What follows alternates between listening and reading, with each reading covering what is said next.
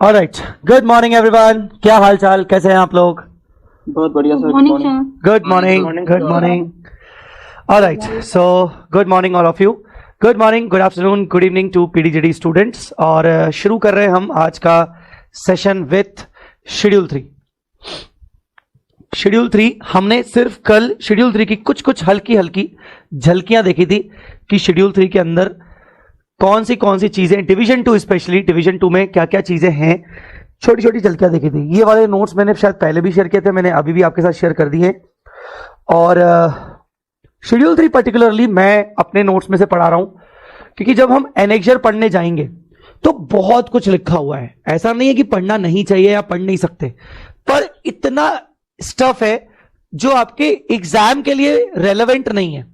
इस वजह से इस पर्टिकुलर शेड्यूल, इसीलिए उन्होंने चैप्टर भी अलग से नहीं बनाया है, उन्होंने भी डायरेक्टली आपको शेड्यूल दे दिया है, पूरा एनेक्जर करके दे दिया है।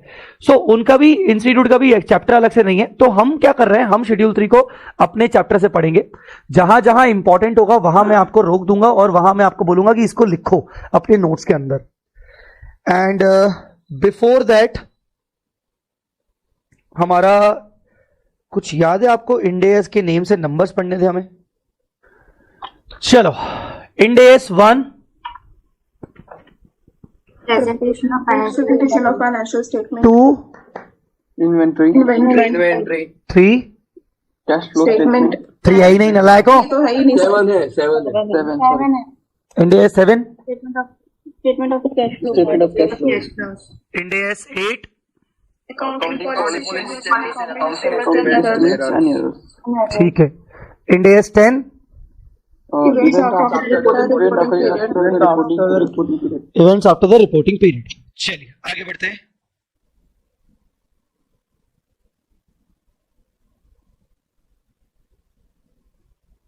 इंडेस 12,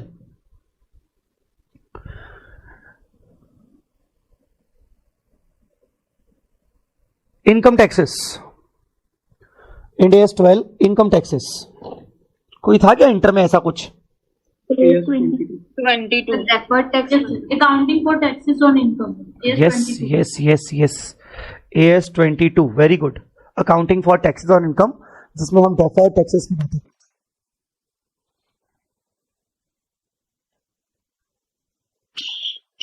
इंडेस 16, 12 के बाद डायरेक्टली 16 है। मतलब जहां जहां बीच में गैप है, मतलब वो है ही नहीं, वो इंडेस है ही नहीं। वो इंडेस नहीं है, मतलब वो IAS, इंटरनेशनल अकाउंटिंग स्टैंडर्ड भी नहीं है। क्योंकि IAS, IFRS का सीक्वेंस सेम टू सेम इंडेस ने फॉलो किया है। इंडेस 16, प्रॉपर्टी प्लांट एंड इक्विपमेंट। अरे यार, ये तो याद होगा। AS 10. Property plant and equipment. तो ये बीच वाले ये थे ही नहीं है, डिलीट हो गए पढ़ने के बाद। कब के डिलीट हो गए? मतलब इंडेस आने से पहले डिलीट हो गए। इंडेस जब आया तो ये सीक्वेंस था ही नहीं। तो इंडेस ने बोला यार मुझे तो IAS का सीक्वेंस अडॉप्ट करना है, तो उन्होंने बिल्कुल वैसी ही नंबरिंग रखी जैसी नंबरिंग IAS के अंदर है। और IAS के अंदर वो सीक्वेंस बीच में गड़बड़ है, मिसिंग है।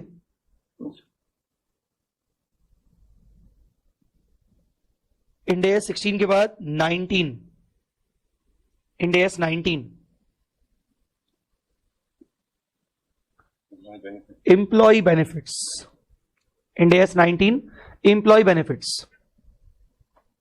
इसका AS 15 करके होता है, वो आपके इंटर में नहीं था एक्चुअल में, AS 15। पर आप जानते हो CA इंटर में सारे AS आ गए, सुना है कि तुमने? Yes, sir. CA इंटर में अब सारे के सारे AS आ गए। तो अब ये AS 15 भी पढ़ाया जाएगा CA इंटर में। तो AS 12 income taxes, Ind AS 12 income taxes, Ind AS 16 PP, Ind AS 19 employee benefits, Ind AS 20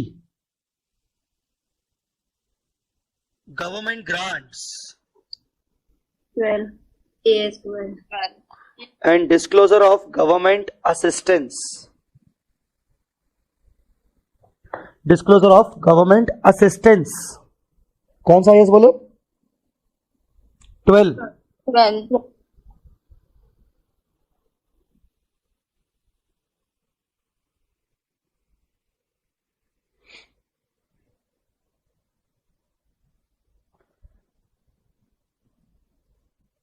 twenty 21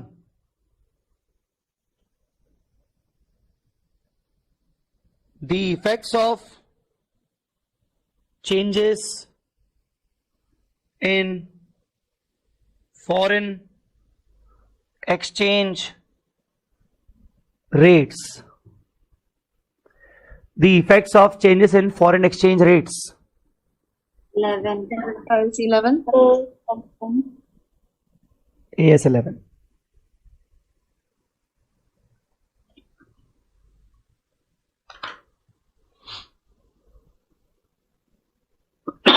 Ind AS 12 income taxes, Ind AS 16 property plant and equipment, Ind AS 19 employee benefits, Ind AS 20 government grants and disclosure of government assistance, Ind AS 21 effects of changes in foreign exchange rates.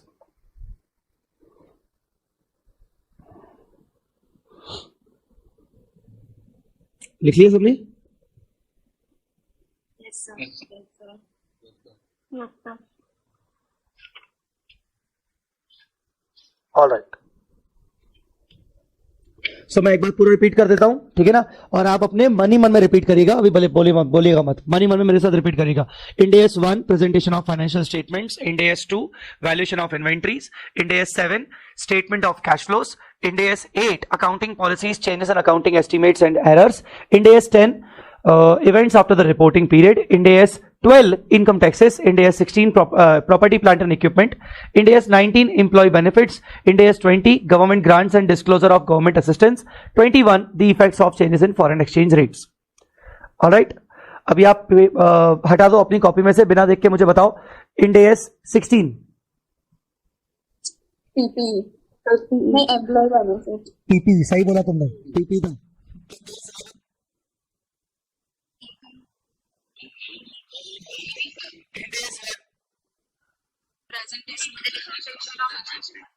ठीक है, presentation of financial statement. Ind AS 10 Events after the reporting period. 21 क्या बोले sir? 21 Foreign exchange. the effects of changes in foreign exchange rates. हाँ. 19 employee benefits. Very good. All right. Ind AS 12 Income taxes. income taxes. 7 Statement statement of cash flow. of cash flows. Statement of cash flow. 20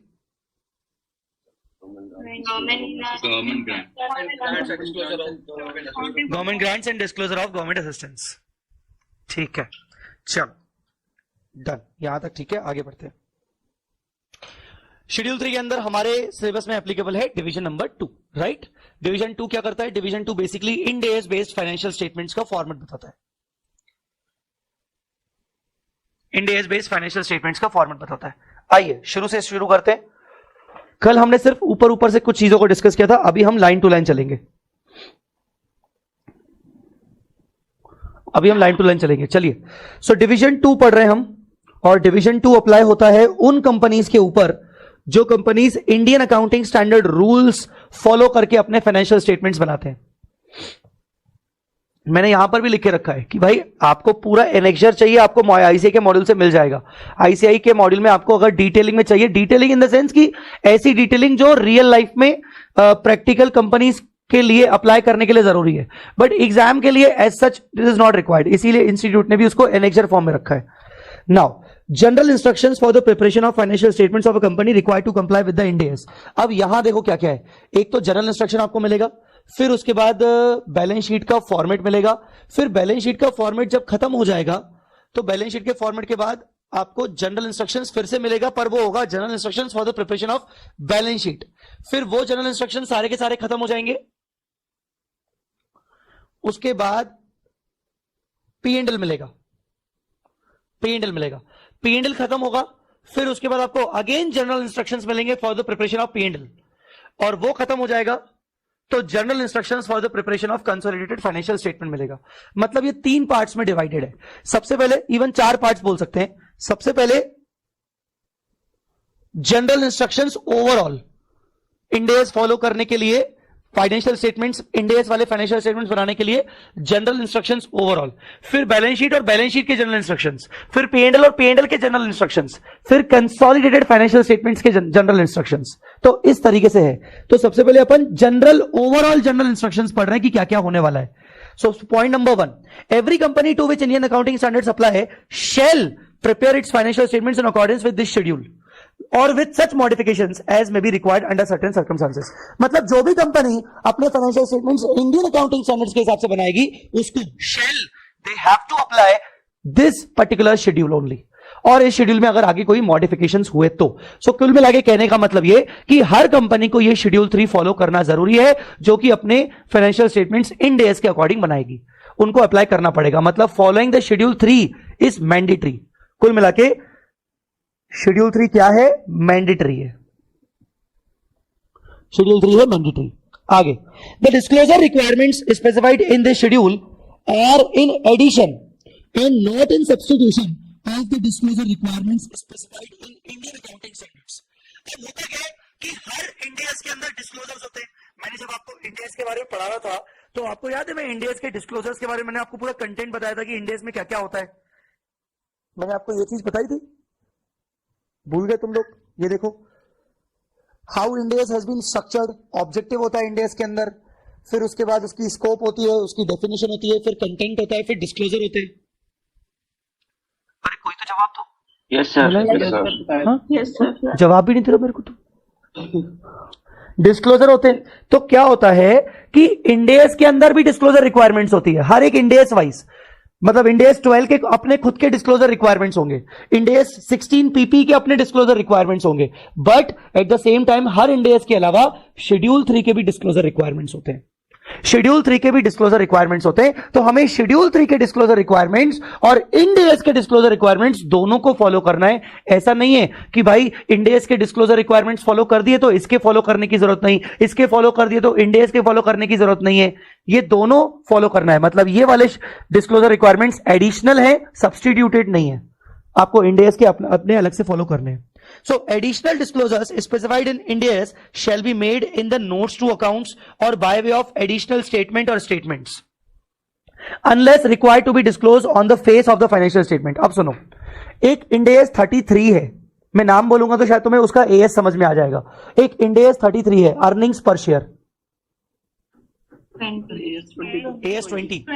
AS20 earnings पर share. तुम लोगों को पता है earnings पर share EPS, basic EPS, diluted EPS करके निकालते थे तुम लोग, ठीक है?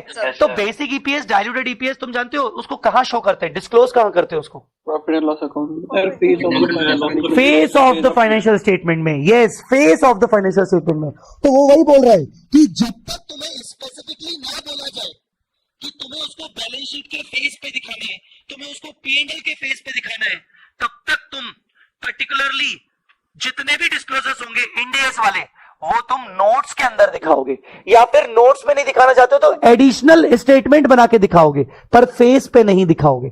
तो ये शेड्यूल 3 कहता है कि इवन इंडियस वाले डिस्क्लोजर्स भी जब तक मोर स्पेसिफिकली फेस के लिए रिक्वायर्ड ना हो तब तक आप उसको नोट्स के अंदर या एडिशनल स्टेटमेंट के अंदर दिखाओगे।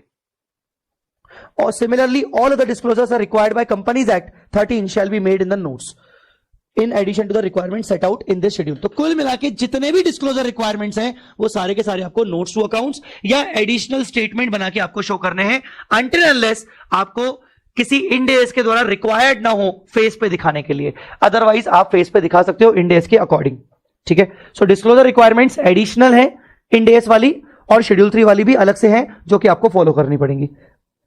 Each item on the face of balance sheet, balance sheet के फेस पर हर आइटम, बैलेंस शीट के फेस पर हर आइटम मतलब, बैलेंस शीट के फेस पर हर आइटम मतलब ये PP, capital work in progress, investment property, goodwill, her item face वाला जो फेस के अंदर है। तो क्या बोल रहा है? Each item in the on the face of balance sheet या statement of changes in equity. ये क्या होता है? Statement of changes in equity, SOCIE SOCIE It is other equity. मतलब अब ये फाइनेंशियल स्टेटमेंट्स के अंदर सोकी को एक अलग जगह दी जा रही है। मतलब फाइनेंशियल स्टेटमेंट्स के अंदर ऐसा था ना, पहले बैलेंस शीट आता था, पीएनएल आता था, कैश फ्लो आता था और नोट्स टू अकाउंट्स आते थे। अब सोकी को एक सेपरेट जगह मिल गई। अब बैलेंस शीट आएगा, सोकी आएगा, P&L आएगा, कैश फ्लो आएगा, नोट्स टू अकाउंट्स आएगा। तो SOCIE is a part of the main financial statements. तो बैलेंस शीट के फेस में, सोकी के फेस में, प्रॉफिट एंड लॉस के फेस में जितने भी आइटम्स हैं shall be cross referenced to any related information, shall be cross referenced to any related information। मतलब आप यहां पर जो भी आइटम लिख रहे हो, प्रॉपर्टी प्लांट एंड इक्विपमेंट, यहां आप क्या दिख रहे हो, नोट नंबर, तो आप दिखाओगे यहां पर नोट नंबर 1। मतलब मैं प्रॉपर्टी प्लांट एंड इक्विपमेंट को नोट नंबर 1 में जाके क्रॉस रेफरेंस में बताऊंगा कि मेरे प्रॉपर्टी प्लांट एंड इक्विपमेंट में क्या क्या है। आ रही है मेरी बात समझ में? Yes, sir. एक काम करते हैं, मैं साथ ही साथ जो रियल बैलेंस शीट है सन टीवी की वो भी दिखा साथ में रख रहा हूं। तो P&L के अंदर जो भी आइटम होगा, बैलेंस शीट के अंदर जो भी आइटम होगा, उसका क्रॉस रेफरेंस तुम नोट्स में से दोगे। तुम्हें नोट्स बताने पड़ेंगे और उसका बताना पड़ेगा। जैसे फॉर एग्जांपल अपन सन टीवी की रेवेन्यू को अगर देखें, note number 20, so we have to find out कि भाई उसका क्रॉस रेफरेंस 20 में है, तो मतलब मुझे 20 में जाके पता करना पड़ेगा कि उसके नोट्स की क्या पोजीशन है। नोट नंबर 3 चल रहा है, मतलब आगे बहुत सारा होगा, 16, 17, ये रहा note number 20। So note number 20 revenue from operation में income from advertising and sale of broadcast slots. Obviously TV channel है तो टीवी चैनल तो अपने ब्रॉडकास्ट स्लॉट बेचेगा ना, एडवर्टीजमेंट्स के, तो ब्रॉडकास्टिंग स्लॉट्स बेच रहा है वो। इनकम फ्रॉम सब्सक्रिप्शन, सब्सक्रिप्शन वो OTT सब्सक्रिप्शन एंड ऑल, क्योंकि इसका OTT भी है। Income from movie distribution, income from content trading, income from Indian Premier League IPL, ये सारी इनकम है उसकी बेसिकली, इंडियन प्रीमियर लीग और ये सब मिलके। तो उसने ये अपना क्रॉस रेफरेंस करके बताया कि हमारे कौन कौन से रेवेन्यू फ्रॉम ऑपरेशंस आ रहे हैं। ऑलराइट बेटा, क्लियर है? और देखो रेवेन्यू के ऊपर एक इकलौता इंडेक्स लगता है, इंडेक्स 115 रेवेन्यू के ऊपर। तो जैसे ही उसने रेवेन्यू वाला नोट नंबर बनाया, उसके नीचे उसने डिस्क्लोजर दे दिया कि मैंने रेवेन्यू को कैसे रिकॉग्नाइज किया है, ये एडवर्टाइजिंग ब्रॉडकास्टिंग स्लॉट्स है क्या हमारे लिए, ये इंडियन प्रीमियर लीग से हमने किस तरीके से इनकम कमाई, तो सारे उसके डिस्क्लोजर के रिक्वायरमेंट बता रहा है इंडेक्स 115 की, जो कि उसको दिखाना यहां पर जरूरी है कि वो बता रहा है कि भाई वो बिलिंग करता है, billing in excess of revenue recognised disclose as deferred revenue, वो सारी चीजें यहां पर डिस्क्लोज कर रहा है। तो उसको वो क्रॉस रेफरेंस करके बता रहा है। वापस चलते हैं, तो आपको हर एक आइटम को एक्सप्लेन करने के लिए उसका क्रॉस रेफरेंस देना पड़ेगा नोट्स में, मतलब नोट नंबर देना पड़ेगा। In preparing the financial statements including notes, a balance shall be maintained between providing excessive detail that may not assist users of financial statements and not providing most important information as a result of too much aggregation। मैं चाहता हूं कि इसको वापस से पढ़ के इसका मुझे कोई मतलब समझाए। मैं इसकी हिंट दे देता हूं। एक बैलेंस मेंटेन करके चलना है दो चीजों के बीच में। वो दो चीजें कौन सी हैं?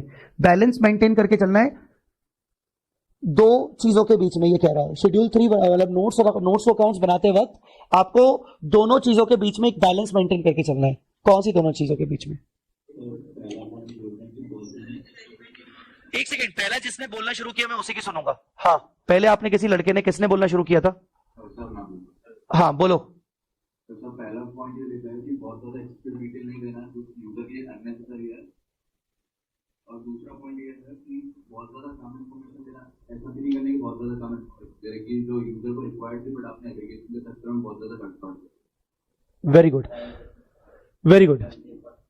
तो कुल मिला के ना आपको बहुत इररिलेवेंट इंफॉर्मेशन नोट्स में डालनी है जो जिसको यूजर के डिसीजन मेकिंग के लिए कोई इंपॉर्टेंट नहीं है, और ना ही ये सोचते हुए कि यार ये भी इररिलेवेंट है, ये भी इररिलेवेंट है, इसको सबको एग्रीगेट करके एक ही कंबाइन करके दिखा दो। तो आपको टू मच एग्रीगेशन भी नहीं करना है। एग्रीगेशन मतलब शॉर्टकट्स।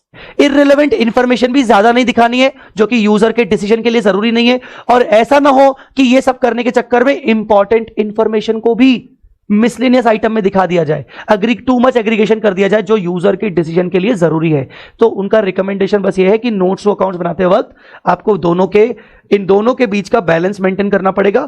प्रॉपर इंफॉर्मेशन शो करो, ना too much aggregation. Important information को सेपरेटली दिखाओ और जो इररिलेवेंट है उसको सेपरेटली दिखाने की जरूरत नहीं है, जिससे आपके फालतू के ज्यादा पेजेस ना डेवलप हो, फाइनेंशियल स्टेटमेंट्स डेवलप ना हो। कुल मिला के टाइम सेविंग की बात चल रही है, तो ये इस तरीके से हमें नोट्स पर ध्यान रखना है। The next point we already discuss in the yesterday last lecture में कि भाई टोटल इनकम के बेसिस पर राउंडिंग ऑफ के रूल्स होंगे, और राउंडिंग ऑफ के रूल्स आपके मैंडेटरी हैं। टोटल इनकम के बेसिस पर 100 करोड़ से लेस हुआ अगर टोटल इनकम, तो नियरेस्ट हंड्रेड्स, थाउजेंड्स, लैक्स और मिलियंस मतलब 10 lakhs। और अगर 100 टच हो गया टोटल इनकम, 100 टच हो गया और उसके आगे हो गया 100 और मोर, तो आपका नियरेस्ट क्या हट गया, 100 हट गया, 1000 हट गया, तो सीधा सीधा लाख, मिलियन, करोड़। सो करोड़ के अंदर आप उसको इनकम को राउंड ऑफ करोगे। Next, it should be used uniformly in the financial statement. Should be बोल रहा है, ऐसा नहीं कि चेंज नहीं कर सकते, पर वो बोल रहा है कि यार आप अगर रुपीज एंड करोड़ कर रहे हो तो रुपीज एंड करोड़ से चलाते रहो, बार बार चेंज मत करो। रुपीज एंड मिलियंस कर रहे हो तो मिलियन से चलाते रहो। Financial statements shall contain corresponding amount comparatives. Comparative याद है ना क्या बात की थी? कंपैरेटिव किसको बोलते हैं? लास्ट ईयर वाले, प्रीवियस ईयर वाले कंपैरेटिव्स। तो फाइनेंशियल स्टेटमेंट्स कहां गया? Financial statements shall contain comparatives for the immediately preceding reporting period for all items. भाई साहब अब ना यहां पर आके सुनो ध्यान से, ये इंपॉर्टेंट किस रिस्पेक्ट में है। शेड्यूल 3 कहता है कि तुम कंपैरेटिव तुम्हें देना पड़ेगा, मतलब पिछले साल का, और पिछले साल का ही देना पड़ेगा कंपैरेटिव। कंपैरेटिव तुम्हें बार बार देने की जरूरत नहीं, मतलब पूरा इतने पुराने पिछले 3 साल 4 साल के कंपैरेटिव देने की जरूरत नहीं है। इमीडिएटली प्रीसीडिंग फाइनेंशियल ईयर का ही कंपैरेटिव देना है। एक ना हमारे पास इंड एस 8 करके है, नाम बोलोगे क्या? इंड एस 8, इतनी देर Ind AS 8, accounting policies, changes in accounting estimates and errors. एक इंड एस 8 करके है, वो बोलता है, वो थोड़ी सी बात हल्की सी अलग बोलता है, पर वो इसमें उसमें भी वो इमीडिएटली प्रीसीडिंग फाइनेंशियल की बात करता है। वो बोलता है जब भी तुम अगर अपनी कोई अकाउंटिंग पॉलिसी चेंज करोगे तो तुम्हें रिट्रोस्पेक्टिव एडजस्टमेंट करने पड़ेंगे। अगर तुम्हें कोई एरर फाइंड आउट हुए हैं तो तुम्हें रिट्रोस्पेक्टिव एडजस्टमेंट्स करने पड़ेंगे। तो हमने उससे पूछा रिट्रोस्पेक्टिव मतलब कब से, तो उसने बोला कि रिट्रोस्पेक्टिव मतलब तब से कि तुम कितने साल के कंपैरेटिव्स देते हो नॉर्मली। अगर तुम सिर्फ एक ही साल का कंपैरेटिव देते हो तो तुम उसके बिगिनिंग से रिट्रोस्पेक्टिव इफेक्ट करोगे, और अगर तुम फाइनेंशियल स्टेटमेंट्स बनाते वक्त हर बार पिछले 2 साल के कंपैरेटिव देते हो अगर, तो तुम्हें मतलब अगर मैं अभी बना रहा हूं 23-24 का करंट ईयर, तो पिछले साल का कौन सा होगा? 22-23, उसके पिछले साल का कौन सा होगा? 21-22। मैं 2 साल के देता हूं तो तुम्हें फिर 21-22 का बिगिनिंग मतलब 1 अप्रैल 21 से तुम्हें रिट्रोस्पेक्टिव करना पड़ेगा। तो बेसिकली इसने तो बोल दिया कि नहीं नहीं आपको सिर्फ 1 साल का कंपैरेटिव देना है। इंडिया सेट ने बोल दिया भाई मैं कुछ मैंडेटरी नहीं बोल रहा हूं, बस मैं इतना बोल रहा हूं कि अगर तुम कंपैरेटिव 2 साल के बना रहे हो तो तुम्हें रिट्रोस्पेक्टिव 2 साल के बिगिनिंग से करना पड़ेगा। अगर तुम कंपैरेटिव 1 साल का दे रहे हो तो तुम्हें रिट्रोस्पेक्टिव इफेक्ट 1 साल के बिगिनिंग से करना पड़ेगा। ये वही है जो ट्रांजिशन डेट मैंने तुम्हें समझाई थी। ट्रांजिशन डेट समझाई थी फर्स्ट क्लास में मैंने कि जब भी तुम एएस से इंड एस में आते हो तो तुम्हें पिछले साल के बिगिनिंग से उसको फॉलो करना पड़ेगा रिट्रोस्पेक्टिवली। वैसा ही इंड एस 8 की कहानी है कि अगर तुम कोई अकाउंटिंग पॉलिसी चेंज करते हो तो उसका इफेक्ट तुम्हें रिट्रोस्पेक्टिव देना पड़ेगा। एरर आता है तो उसको एडजस्ट तुम्हें रिट्रोस्पेक्टिवली करना पड़ेगा। रिट्रोस्पेक्टिवली कहां से? तो इंड एस 8 बोलता है कि जितने भी तुम प्रायर पीरियड प्रेजेंट कर रहे हो उनके बिगिनिंग से। अगर तुम 2 साल प्रेजेंट कर रहे हो तो वो पुराने वाले दूसरे साल के बिगिनिंग से, ऐसा। पर इसने बोल दिया 1 साल का दिखाओ, कोई दिक्कत नहीं है। तो for the immediately preceding reporting period for all items shown in the financial statements including notes accept in case of first financial. Obviously जब मेरा पहला फाइनेंशियल स्टेटमेंट बन रहा है, मेरी कंपनी न्यू कंपनी है, फर्स्ट ईयर ऑफ इनकॉर्पोरेशन है, तो उसमें मैं कंपैरेटिव कहां से दिखा पाऊंगा? तो फर्स्ट फाइनेंशियल स्टेटमेंट्स को छोड़कर बाकी तुम्हें हर फाइनेंशियल स्टेटमेंट्स में कंपैरेटिव देने हैं, करस्पॉन्डिंग अमाउंट देने हैं, सारे आइटम्स के देने हैं, उनके नोट्स तक के देने हैं, और तुम्हें सिर्फ comparative immediately preceding financial year का देना है, इमीडिएटली प्रीसीडिंग रिपोर्टिंग पीरियड का देना है। उससे बाहर उससे ज्यादा पीछे नहीं जाने का है। Financial statement shall disclose all material items. The items, if they could individually or collectively influence the economic decisions that the user make on the basis of financial statements. कुल मिला के तुम्हें सारे के सारे मटेरियल आइटम्स को disclose करना है, सारे के सारे डिस्क्लोज होने चाहिए। अब मटेरियल के ऊपर ना इसकी डेफिनेशन है, मटेरियलिटी की डेफिनेशन डिफाइन की गई है इंड एस 1 में। तो यहां पर मैं लिख रहा हूं materiality is defined in Ind AS 1। जब हम Ind AS 1 पढ़ेंगे तो वो मटेरियलिटी डिफाइन की जाएगी। if they could individually or collectively influence the economic decisions that the user make on the basis of the financial statement. तो तुम्हें उन सारे मटेरियल आइटम्स को डिस्क्लोज करना है जिन मटेरियल आइटम्स के बेसिस पर यूजर के डिसीजन इन्फ्लुएंस हो सकते हैं, जिनसे उसका डिसीजन बदला जा सकता है, क्योंकि वो उस फाइनेंशियल स्टेटमेंट्स के बेसिस पर अपने डिसीजन ले रहा है जिसको तुमने उसको शो किया है, उसमें तुम्हें मटेरियल आइटम्स दिखाने पड़ेंगे. मटेरियलिटी में आपको इंड AS 1 के अंदर पढ़ाऊंगा. Materiality depends on the size and nature of the item and combination of both. Materiality आपका अमाउंट, साइज मतलब यहां पर अमाउंट, और नेचर मतलब मे बी रेवेन्यू. रेवेन्यू अपने आप में एक मटेरियल आइटम है, भले फिर उसका अमाउंट कम हो. तो नेचर या दोनों, या अमाउंट या नेचर या दोनों के हिसाब से मटेरियलिटी आपकी डिपेंड करेगी. अब मुझे इसका मतलब बताइए, नोट में क्या लिखा है. I want you to read this पहले अपने मन में, एंड जो पहले बोलेगा मुझे उसका फिर मतलब समझना है.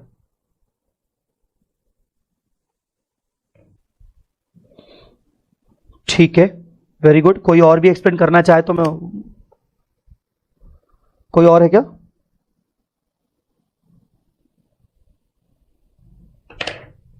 What do you mean by line item, सबलाइन item? Line item, सबलाइन item का मतलब क्या होता है?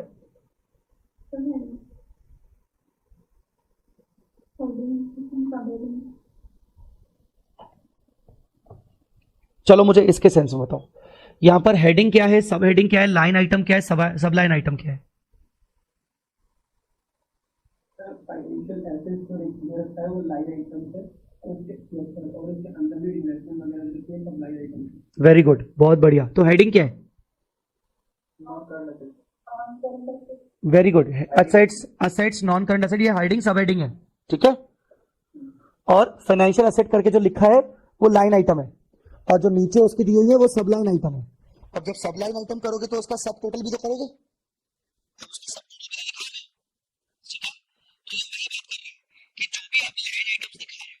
सब लाइन आइटम्स दिखा रहे हो, उसके सब टोटल्स कर रहे हो, shall be presented as an addition or substitution on the face of the financial statement when such presentation is relevant to the understanding of company's financial position to cater to industry or specific sector disclosure requirements. अब ये बात ऐसी है कि आप line item, sub line item में अपने हिसाब से हल्के फुल्के चेंजेस कर सकते हो. वो industry to industry, sector to sector depend करता है. इसमें आप उसके हिसाब से ऊपर नीचे कर सकते हो. थोड़ा बहुत प्रेजेंटेशन आप उसके सेक्टर टू सेक्टर अपने कंपनी वाइज चेंज हो सकता है. अपन सन टीवी का देखते हैं एक बार ऐसे ही.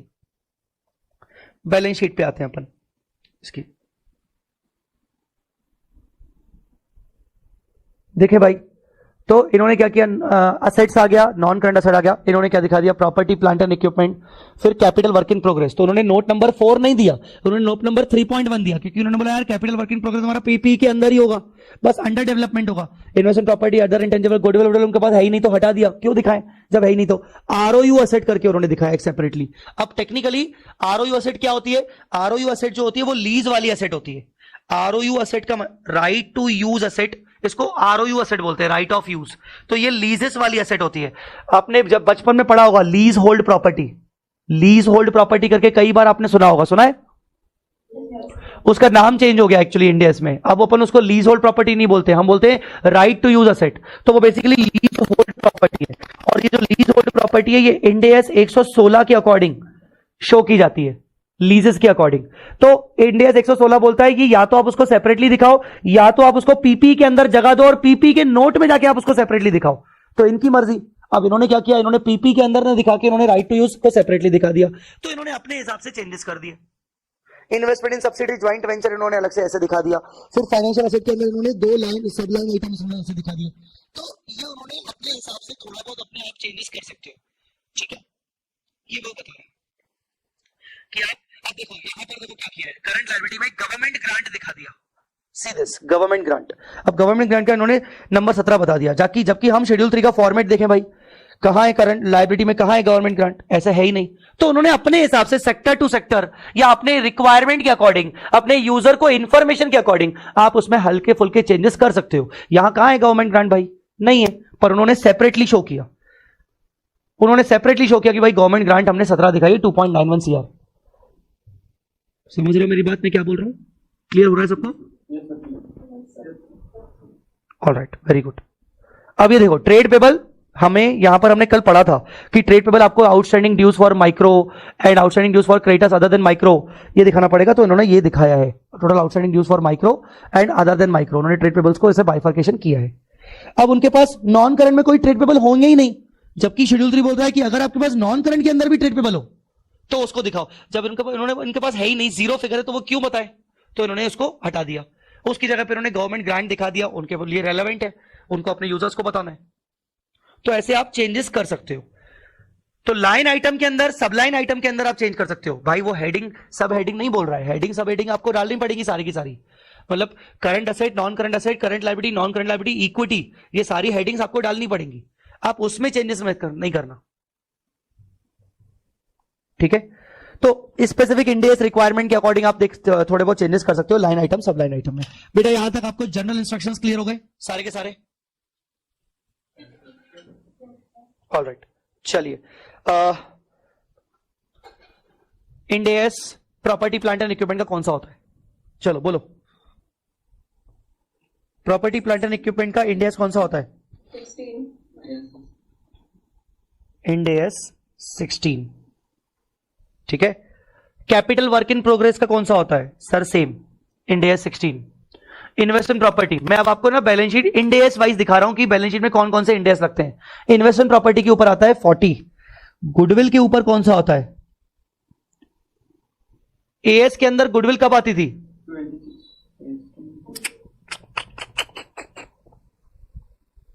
एएस के अंदर गुडविल कब आती थी?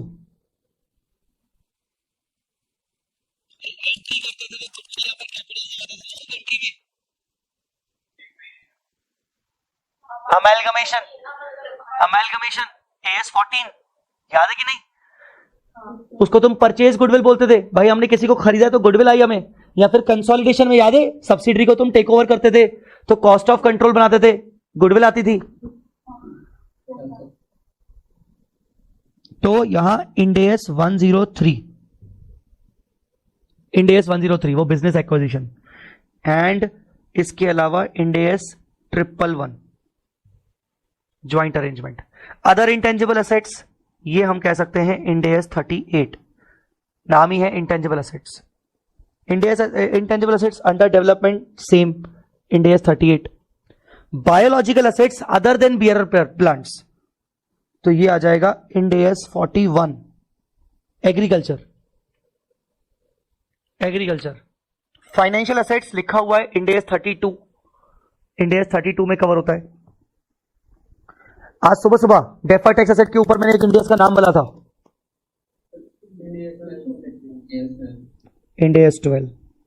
अदर है तो इसमें मल्टीपल आ सकते हैं, तो इसलिए मैं नहीं लिख रहा हूं। अदर है तो इसमें मल्टीपल आ सकते हैं। चलो आगे, inventory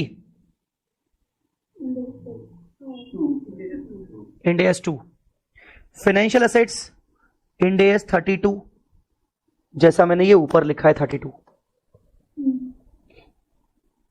current tax asset, tax के रिगार्डिंग जो भी होगी असेट वो सिर्फ एक ही इंडेस में आएगी, चाहे वो डेफर टैक्स हो चाहे वो करंट टैक्स हो, टैक्स से रिलेटेड एक ही। कौन सा? इंडेस 12। अदर करंट असेट मल्टीपल आ सकते हैं तो इसलिए अपन ने छोड़ दिया उसको। तो ये आपके Ind AS wise current asset current liability आ गए। चलिए next, equity share capital. Other equity basically कहां से आता है? वो आपका आता है, बहुत सारे मल्टीपल है पर मेजर आता है आपका इंडेस 32 से, मेजरली आता है इंडेस 32 से। फाइनेंशियल लायबिलिटीज ये भी आता है इंडेस 32 से, पर लीज लायबिलिटी के लिए अलग है इंडेस 116, लीजेस इंडेस 116। प्रोविजंस, वैसे प्रोविजंस तो बहुत सारे होते हैं पर मोटा मोटी एक उसका इंडेस बहुत इंपॉर्टेंट है 37। आपके AS 29 हुआ करता था, AS 29 करके हुआ करता था सीए इंटर में, क्या नाम था? Provisions, contingent liabilities and contingent assets, उसी का नाम है 37 प्रोविजंस वाला। डेफर्ड टैक्स लायबिलिटी, टैक्स के ऊपर एक ही 12। अदर नॉन कर तो अदर है तो मल्टीपल आ गया इसमें। अगेन लीज लायबिलिटी के ऊपर इंडेस 116, पर फाइनेंशियल लायबिलिटीज लीजेस के अलावा होगा तो इंडेस 32। अदर करंट लायबिलिटी मल्टीपल हो गया प्रोविजंस आपका जनरली इंड एस 37 और करंट टैक्स लायबिलिटी आ गया Ind AS 12. In this way maximum items are covered by specific Ind AS. All items आपके किसी न किसी इंड एस से कवर्ड है पूरी बैलेंस शीट के अंदर. ऐसा ही P&L में भी होगा. ठीक है. अब बैलेंस शीट धीरे धीरे याद होगी, ऐसा नहीं है कि बैलेंस शीट एक बार में याद होगी, बट हाँ अगर साथ साथ हम डेली बेसिस पे बैलेंस शीट को भी, जैसे हम इंड एस के 5 आइटम्स रटते जा रहे हैं, अगर बैलेंस शीट को भी करते जाएंगे तो हम थोड़ा कंफर्टेबल पोजीशन पे आएंगे. तो आज मुझे आपको सिर्फ नॉन करंट एसेट वाला पॉइंट रटवाना है. मैं आपको 2 मिनट दे रहा हूं, सब लोग अपने मन में पहले ये पूरा नॉन करंट एसेट आइटम याद करेंगे, फिर मैं उनसे पूछूंगा. Giving you 3-4 minutes.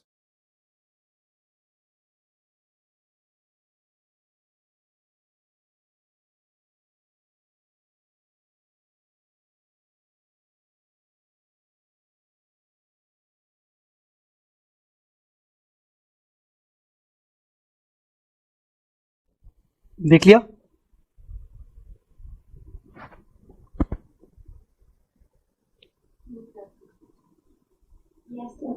एक दिन में रटने में याद नहीं हो जाएगा, बट थोड़ा सा हमारी प्रैक्टिस होती रहेगी तो फॉर्मेट थोड़ा बहुत तो रट पाएंगे. एटलीस्ट थोड़ी बहुत प्रैक्टिस हो जाएगी, फॉर्मेट रट पाएंगे थोड़ा सा. सो चलो कोई ट्राई करेगा?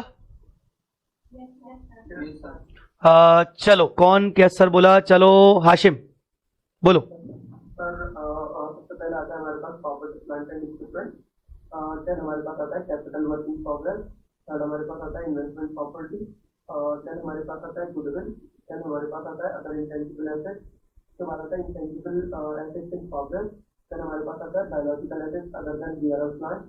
देन हमारे पास आता है फाइनेंशियल एसेट्स. उसके अंदर हमारे पास आई थिंक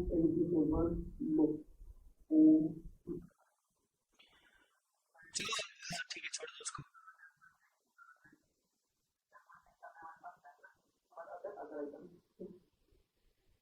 एक बच गया ना? हो गए? मुझे ऐसा लगा 9 आइटम्स बताया आपने. ठीक है, वेरी गुड. अच्छा, और कोई ट्राई करेगा? मोनिका बोलो. तो पहले आएगा property plant and equipment, then आएगा कैपिटल वर्क इन प्रोग्रेस, उसके बाद आएगा investment property, then goodwill, other intangible assets, intangible assets under development, financial assets, उसके बाद आएगा and deferred tax assets and other non current. Financial assets में आता है investment, receivable, loan and other finance.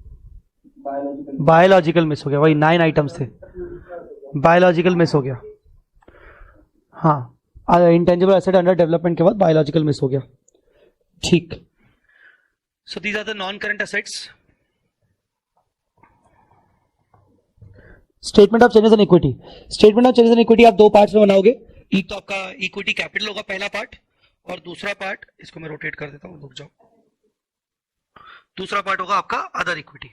Other equity, अच्छा, स्टेटमेंट ऑफ चेंजेस इक्विटी में भी equity capital के 2 पार्ट्स होंगे, करंट रिपोर्टिंग पीरियड का, प्रीवियस रिपोर्टिंग पीरियड का. फिर उसके बाद अदर इक्विटी के भी 2 पार्ट्स होंगे, करंट रिपोर्टिंग पीरियड का और प्रीवियस रिपोर्टिंग पीरियड का. 2 पार्ट्स होंगे. ठीक है. तो equity capital, current reporting period, previous reporting period. Basically format कुछ नहीं है. आपका ओपनिंग बैलेंस कितना था, अगर आपने उसमें कोई, देखो मैंने आपको इंड एस 8 के बारे में कुछ बातें बताई थी कि अगर कोई एरर हुआ है तो उसको बिगिनिंग से चेंज करो. तो चेंज अगर आपने बिगिनिंग से किया होगा तो उसमें उस एरर का इंपैक्ट आ गया होगा. तो देखो, balance at the beginning of reporting period, changes in equity share capital due to prior period error, जिसकी वजह से आपका ओपनिंग बैलेंस बदल गया होगा. Restated balance at the beginning of the year.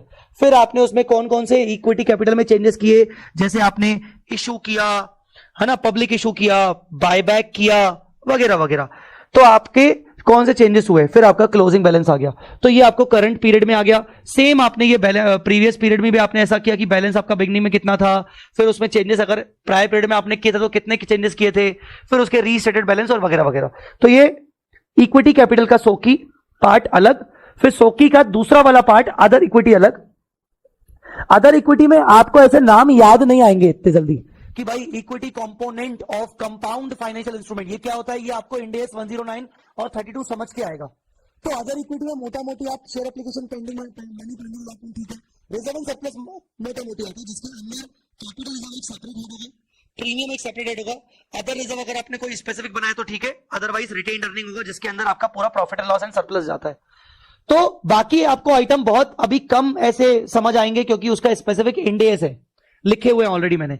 तो debt instrument through OCI, equity instrument through OCI, hedge reserves, उसके बाद रीवैल्यूएशन सरप्लस, ये पीपी वाला है। एएस 10 में भी आप रीवैल्यूएशन बनाते थे। एक्सचेंज डिफरेंस ये एएस 11 वाला है जो कि इंडेस 21 वाला है। अदर आइटम्स ऑफ ओसीआई इंडेस 19 ये याद नहीं आएगा। Money received against share capital, अब अगर आप देखोगे तो आप सीए इंटर में जब शेड्यूल 3 पढ़ते थे डिवीजन 1, तो money received against share capital या फिर share application money pending allotment, वो एक सेपरेट फेस पे हुआ करता था, वो सेपरेटली फेस पे हुआ करता था। अब उसको वहां से हटा दिया गया कि भाई तू हट यहां से, तू डायरेक्टली सोकी के अंदर चले जा। तो इंटरनली ये इतने याद रखने की जरूरत भी नहीं है और कोई रिक्वायरमेंट भी नहीं है एग्जाम पॉइंट ऑफ व्यू से, हमारे सिलेबस पॉइंट ऑफ व्यू से। क्यों? क्योंकि अभी आपने ये सब पढ़े नहीं है। जैसे जैसे पढ़ते जाओगे तो आपको समझ में आ जाएगा कि करना क्या है, एक कॉलम ही खींचना है सबका। तो जैसे जैसे इंडेस पढ़ते जाओगे और अगर आपको आगे चल के कभी अदर इक्विटी का बनाना पड़ा फॉर्मेट, तो आपको पता है कि मेन तो रिजर्व एंड सरप्लस होता है और उसके अलावा बाकी जो भी आएगा उसका एक एक अलग अलग कॉलम खींचते जाना है। तो वो आपको बार धीरे धीरे सिखाया जाएगा जब इंडेस पढ़ेंगे हम। A company shall disclose the shareholding of the promoters as under। हाँ, promoters की shareholding disclose करना जरूरी है। Shares held by promoters at the end of the year और उनका परसेंटेज कि भाई प्रमोटर का क्या नाम है, उसने कितने शेयर होल्ड किए और टोटल शेयर्स में उसका परसेंटेज कितना है, 4%, 5%, 10%, 51%, 40%, 20%। तो आपको प्रमोटर्स के यहां पर परसेंटेज दिखाने हैं। Percentage change during the year, और ड्यूरिंग द ईयर कुछ चेंज हुआ, मतलब पिछली बार 3% था तो अभी 4% हुआ, तो अभी आपका 1% चेंज हुआ। अभी उसके पास total percentage of total shares अभी अब उसके पास 4% है, पिछली बार 3 होगा तो इसलिए हमने चेंज दिखा दिया 1%। Promoter here means promoter as defined in the Companies Act. Detail shall be given separately for each class of shares. हर एक क्लास की अलग, मतलब प्रेफरेंस शेयर्स में प्रमोटर्स अलग अलग हो सकते हैं। आपके इक्विटी शेयर्स की अलग अलग कैटेगरी हो सकती है, equity shares with dividend right, equity shares with no dividend right, equity shares of 10 rupees face value, equity shares of 20 rupees face value with dividend right of 2x। तो ऐसे अलग अलग क्लास ऑफ प्रमोटर्स, शेयर्स के अलग अलग class of promoters आपको दिखाने हैं। Percentage change shall be computed with respect to the number of numbers at the beginning of the year और if issue during the year for the first time with respect to the date of issue. तो कुल मिला के percentage of change भी आपको beginning से compare करके दिखाना है। प्रमोटर्स की डिटेल्स, यहां तक आपके बैलेंस शीट वाला पार्ट खत्म हो गया और उसके जनरल इंस्ट्रक्शन शुरू हो रहे हैं। आपने किस किस बच्चे ने सीए इंटर में करंट एसेट की डेफिनेशन पढ़ी हुई है? किस किस बच्चे ने करंट एसेट और करंट लायबिलिटी की डेफिनेशन पढ़ी हुई है? कोई है आप में से जिसको क्लास में ही सही, इंटर की क्लासेस करते वक्त आपको करंट एसेट और करंट लायबिलिटी की डेफिनेशन पढ़ाई गई थी? ठीक है, पर अब तो सर हम फाइनल में हैं, तो अब थोड़ा सा हमसे एक्सपेक्टेशन बढ़ गई सर, है ना, हमसे एक्सपेक्टेशन बढ़ गई। तो अब एक्सपेक्टेशन बढ़ गई और हम ले रहे हैं लाइव क्लास, तो सर कायदे से आपको अभी कुछ नहीं बोलना चाहिए। कायदे सर आप ना 2-4 मिनट चुप हो जाओ, सर हम थोड़ा ट्राई मारेंगे, उसके बाद आप समझाना।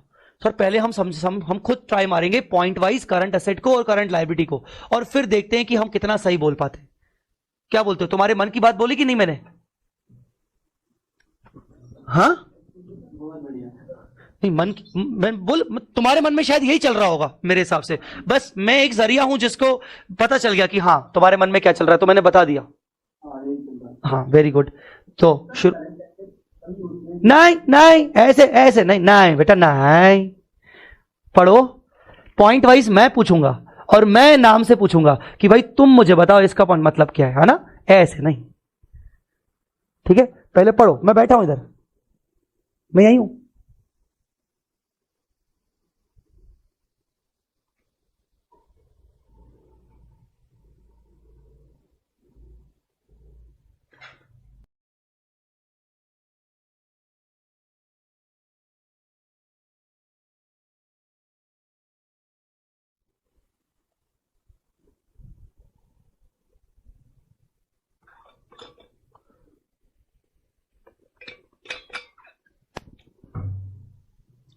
चलिए, अतुल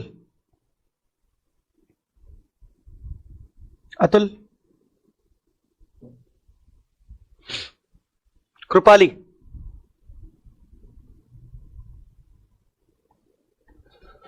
अरे तुम लोग मुझे जानबूझ के इग्नोर कर रहे हो क्या रे? आवाज क्यों नहीं दे रहे हो?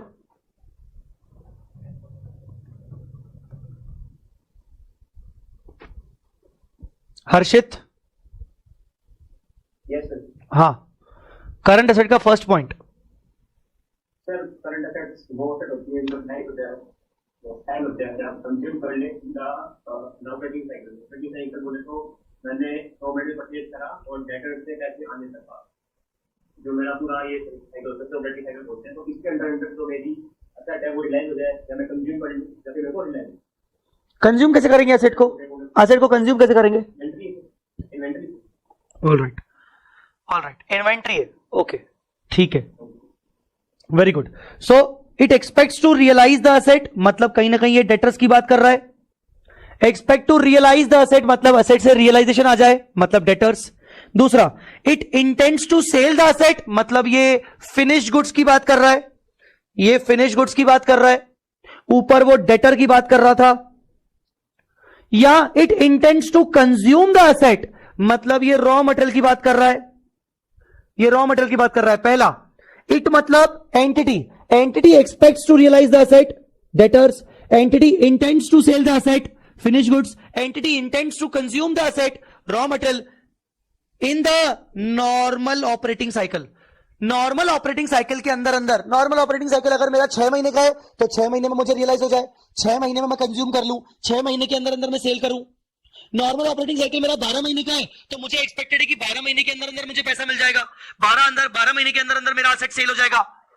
फिनिश गुड्स 12 महीने के अंदर मैं रॉ मटेरियल को कंज्यूम कर लूंगा. इसका मतलब वो असेट, वो पर्टिकुलर असेट या रॉ मटेरियल या डेटर मेरे लिए करंट है. तो नॉर्मल ऑपरेटिंग साइकिल पता होना जरूरी है. नॉर्मल ऑपरेटिंग साइकिल मतलब ये कि कैश से कैश में कन्वर्टेबिलिटी में कितना पीरियड लग रहा है. आज मेरे पास कैश है, मैंने उससे रॉ मटेरियल खरीदा, रॉ मटेरियल के बाद मैंने उसको फिनिश गुड्स बनाया, फिनिश गुड्स के बाद वो गोडाउन में पड़ा रहा, फिर मैंने उसको बेचा, बेचने के बाद डेटर्स ने मुझे कैश दिया. तो इस पूरी साइकिल को, कैश से कैश तक आने में पूरी साइकिल को कितना टाइम लगता है, that is called normal operating cycle. ये normal operating cycle industry to industry, company to company vary कर सकती है. और अगर एंटिटी नॉर्मल ऑपरेटिंग साइकिल नहीं निकाल सकते, अगर आइडेंटिफाई नहीं कर सकते, डिटरमाइन नहीं कर सकते, तो उनको default normal operating cycle 12 months का रखना पड़ेगा, 12 महीने का रखना पड़ेगा. तो अगर हम डिफॉल्ट 12 महीने भी मानते हैं तो हम वापस इस डेफिनेशन को देखें कि 12 महीने के अंदर क्या मुझे मेरा पैसा रियलाइज हो जाएगा डेटर से? क्या मैं अपने फिनिश गुड्स को सेल कर लूंगा, रॉ मटेरियल को कंज्यूम कर लूंगा? हां, तो ये सब मेरे लिए क्या है? करंट एसेट्स है.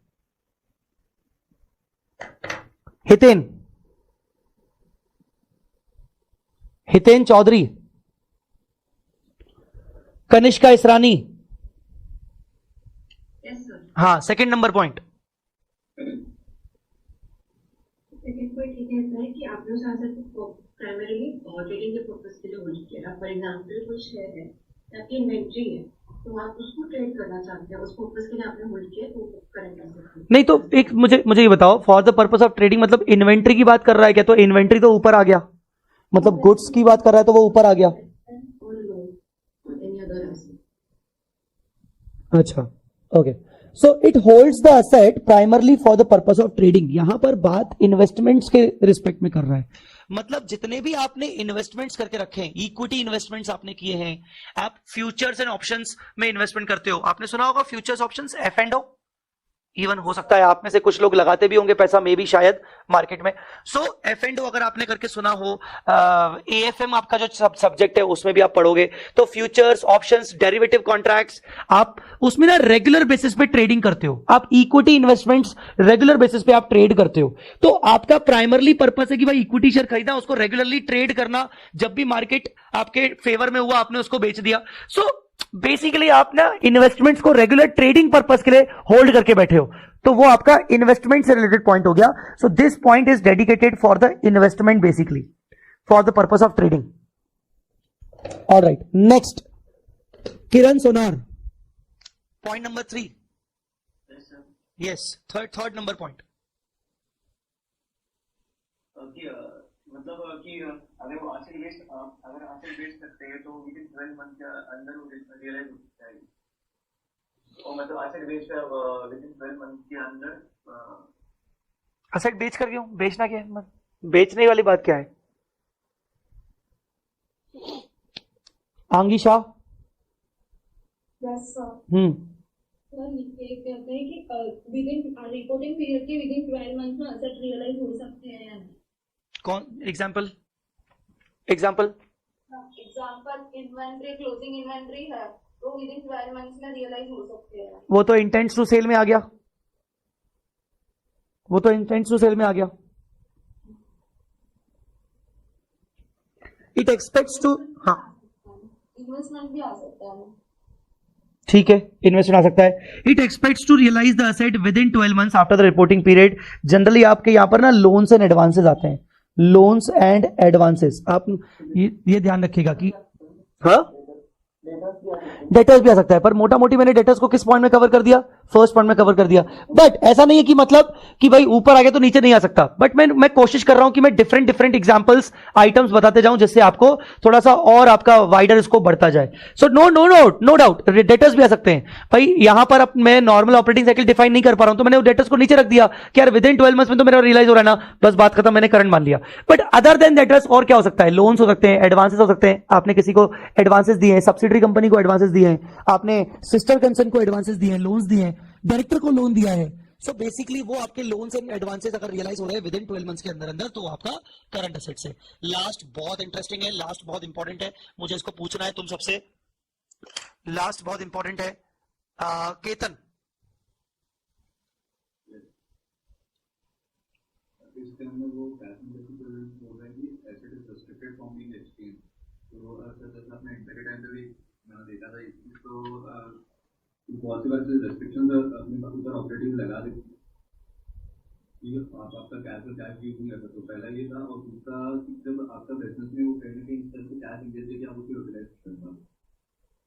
अच्छा ओके, तो कैश एंड कैश इक्विवेलेंट को करंट मानेंगे कि नहीं मानेंगे फिर अकॉर्डिंग टू दिस लाइन? नहीं, अगर रेस्ट्रिक्टेड है तो नहीं मानेंगे।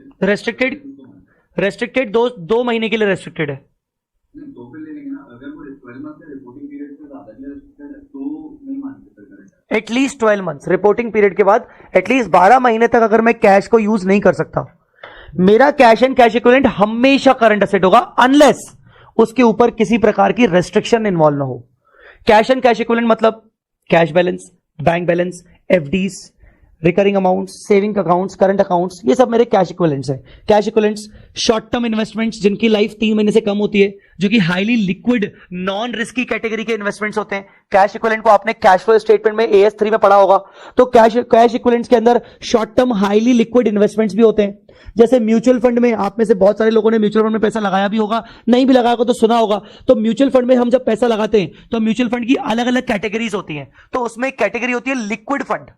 लिक्विड फंड वो क्या करता है? म्यूचुअल फंड जो लिक्विड फंड्स होते हैं वो डेट इंस्ट्रूमेंट्स में पैसा लगाते हैं और उसमें आपको एक 6-7% का रिटर्न मिल ही जाता है। तो मतलब वो बेसिकली इंटेंशन होता है कि यार आप अपने सेविंग अकाउंट में रख रहे हो, क्या ही आपको इंटरेस्ट मिल रहा है 3-4% का, इससे बेटर है कि आप अपने लिक्विड फंड्स में पैसे लगा लो। पर जिस दिन आप चाहो आप उस दिन अपने पैसे वहां से निकाल सकते हो। तो वो बेसिकली कैश इक्विवेलेंट हो गया, है आपका वो इन्वेस्टमेंट पर वो आपका कैश इक्विवेलेंट हो गया। तो ऐसे इन्वेस्टमेंट जो आपके हाईली लिक्विड है वो भी कैश इक्विवेलेंट हो गए, वो सारे के सारे करंट एसेट होते हैं। बट अगर उन कैश इक्विवेलेंट्स के ऊपर, कैश के ऊपर अगर कोई रेस्ट्रिक्शन पुट कर दी गई, रेस्ट्रिक्शन किस प्रकार की कि तुम इसको यूज नहीं कर सकते हो, तुम इससे कोई असेट नहीं खरीद सकते हो, तुम इससे कोई एक्सपेंस नहीं कर सकते हो। मान लो बैंक अकाउंट को फ्रीज कर दिया गया, सेबी ने बैंक अकाउंट को फ्रीज कर दिया, सहारा के बैंक अकाउंट फ्रीज कर दिए, ठीक है ना। इनकम टैक्स की रेड हुई किसी एंटिटी की तो उन्होंने बैंक अकाउंट फ्रीज करवा लिया। जीएसटी के तुमने लगातार 1 साल के रिटर्न फाइल नहीं किए, तुम्हारा बैंक अकाउंट फ्रीज हो गया, है उनके प्रोविजंस में। सो बेसिकली अगर किसी गवर्नमेंट अथॉरिटी ने तुम्हारे बैंक अकाउंट को फ्रीज कर दिया तो अब उस बैंक अकाउंट के अंदर जितना भी पैसा रखा था वो तो रेस्ट्रिक्टेड हो गया ना। तो अगर तुम्हें लगता है कि यार, हालांकि वो बताएगा नहीं तुम्हें कि मैंने 2 महीने के लिए रेस्ट्रिक्ट किया है कि 4 महीने के लिए कि 12 महीने के लिए, पर तुम्हें इसमें अंदाजा लगाना पड़ेगा कि यार अब गए, अब मुझे लग रहा है कि भाई मिनिमम 12 महीने तक तो मैं अपने बैंक अकाउंट को यूज नहीं कर पाऊंगा। So that bank account, that cash equivalent can be treated as a non current in that situation. Are you guys understanding? Guys importantly समझ में आ गया कि नहीं? सो कैश और कैश इक्विवेलेंट एक करंट है, बट उसके ऊपर अगर कोई रेस्ट्रिक्शन है उसको एक्सचेंज करने की, उसको यूज करने की, असेट खरीदने की, लाइबिलिटी पे करने की, और वो रेस्ट्रिक्शन कम से कम 12 महीने की है रिपोर्टिंग पीरियड के बाद, तो उस कैश एंड कैश इक्विवेलेंट को हम नॉन करंट बोलेंगे, करंट नहीं बोलेंगे. An entity shell classify all other assets as non-current. Operating cycle, the operating cycle of the entity, time between the acquisition of the asset for processing and their realization into cash. मतलब वही कि cash में से raw material खरीदा, उसका processing किया, उसको बेचा, बेचने के बाद डेटर्स हुए, डेटर्स के साथ हमने कैश रिसीव किया, पूरा कितना टाइम लग गया, that is called operating cycle. भाई मैं तो ना अपनी ऑपरेटिंग साइकिल 6 महीने मानता हूं अटेम्प्ट के हिसाब से. Being a professor, being a teacher, I am my operating cycle is 6 months. मैं अपना कोटा बुक्स वाला प्रिंटिंग का देख के चलता हूं कि हाँ यार 6 महीने में मुझे कितने बुक्स की जरूरत है, मैं उसके हिसाब से अपना अपकमिंग अटेम्प्ट के हिसाब से मैं अपना वो करता हूं कि भाई बुक्स खत्म हो गई, मेरा ऑपरेटिंग साइकिल 6 महीने का हो गया. चलो अब आते हैं करंट लायबिलिटी पे. जो बच्चों के नाम ले रहा हूं प्लीज रिप्लाई कर दीजिएगा. नीचे से शुरू करता हूं. कुछ बच्चों के मैंने यहां Nishant Vaswani. Yes, first point. पहला पॉइंट ये कह रहा है कि अगर अपन लायबिलिटी को सेटल कर दे रहे हैं नॉर्मल ऑपरेटिंग साइकिल में, तो अपन उसको क्लासिफाई कर सकते हैं as a current liability. Correct. ये सिंपल पॉइंट हो गया कि अगर आप नॉर्मल ऑपरेटिंग साइकिल आपका 6 मंथ्स का है, 7 मंथ्स का है, 12 मंथ्स का है, क्या नॉर्मल ऑपरेटिंग साइकिल 12 महीने से ऊपर का हो सकता है? बिल्कुल बिल्कुल हो सकता है नॉर्मल ऑपरेटिंग साइकिल, पर अगर डिफाइंड नहीं है तो फिर 12 महीने का होगा. तो आप अगर नॉर्मल ऑपरेटिंग साइकिल के अंदर अगर आप 8 मंथ्स में, 7 मंथ्स में अगर आपका ऑपरेटिंग साइकिल है, तो उसमें अगर लायबिलिटी को सेटल कर पाते हो, नॉर्मली क्रेडिटर्स की बात कर रहा है ये, सिंपली ये क्रेडिटर्स की बात कर रहा है, तो अगर आप उनको सप्लाई क्रेडिटर्स को सेटल कर सकते हो तो आपका वो क्रेडिटर्स करंट हो जाएंगे. All right, next is Roshni. Rashmi.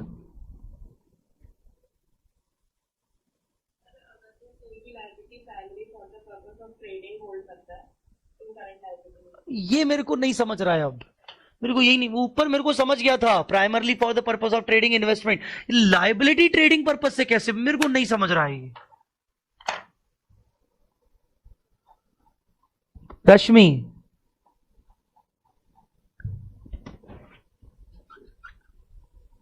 Anybody else? चलो कोई कोई बोलेगा, बताएगा. चलो एक एक करके रुक जाओ. सैंडी तुम क्या बोल रहे थे? कोई लोन लिया हो टेम्पररी पर्पस के लिए, ट्रेडिंग के पर्पस के लिए, उसको हम बोलते नहीं नहीं छोड़ो. ऋतिक आप कुछ कह रहे थे? कंपनी ऑनलाइन इंस्ट्रूमेंट इशू करता है पर्पस ऑफ ट्रेडिंग के लिए, उसके लिए वो लायबिलिटी रहता है, शॉर्ट टर्म के लिए वो इशू किया. थोड़ा फिर से बोलो, इसको रिपीट करो, पर धीरे बोलो, तुम थोड़ा आवाज क्लियर नहीं थी. कमर्शियल पेपर जैसे कंपनी इशू करता है ना. Very good. Commercial papers, right. हाँ ठीक है. कमर्शियल पेपर्स आपने सुना होगा फाइनेंशियल मैनेजमेंट पढ़ते वक्त. कमर्शियल पेपर्स कुछ कंपनीज इशू करती है, वो शॉर्ट टर्म ट्रेडिंग के लिए इशू करती हैं ताकि फंडिंग वगैरह अरेंज करवाई जा सके वगैरह वगैरह, तो उसमें भी होता है. ठीक है, और भी मुझे एग्जांपल की जरूरत है, और कोई बता सकता है तो बता सकता है. बैंक. ठीक है, very good. For the purpose of trading, very good. Bank OD. एक सेकेंड. CP, bank OD. हाँ बोलो. आ सकता है, आईसीडीज भी आ सकते हैं, बिल्कुल. थोड़ा उसको एक्सप्लेन करो बाकी सबके लिए. चलो बताओ.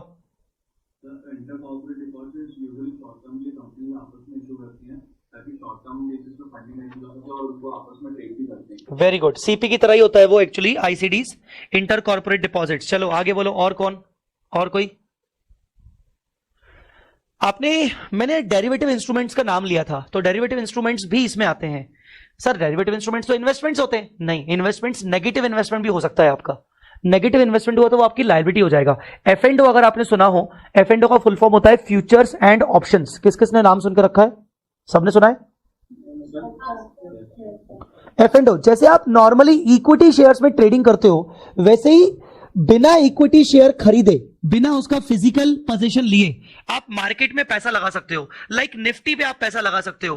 तो आप निफ्टी के ऊपर पैसा लगा रहे हो, तो आप कहीं ना कहीं निफ्टी के 50 की 50 लिस्टेड एंटिटीज के ऊपर पैसा लगा रहे हो, और उसके लिए आपको 50 के 50 लिस्टेड एंटिटीज के शेयर्स खरीदने की जरूरत नहीं. आपने डायरेक्टली निफ्टी के ऊपर फ्यूचर लगा दिया. फ्यूचर का मतलब यह हुआ कि आपने कॉन्ट्रैक्ट कर लिया कि भाई निफ्टी ना इतने से बढ़ेगा, और अगर वो सच में बढ़ गया तो आपको फायदा होगा. वो आपकी हो गई असेट. ये हो गई आपकी asset, basically hold primarily for the purpose of trading. पर अगर निफ्टी आपका गिर गया, या बैलेंस शीट पर निफ्टी गिरा हुआ है और आपने तो बढ़ने पर पैसा लगाया था, तो बैलेंस शीट डेट पर आप कैलकुलेट करते हो अपनी लायबिलिटी कि यार निफ्टी पर मैंने पैसा लगाया था, पर मेरी फेवरेबल पोजीशन नहीं है, मैं अनफेवरेबल पोजीशन पे खड़ा हूं आज, और आज मैं देख पा रहा हूं कि मुझे नुकसान हो रहा है।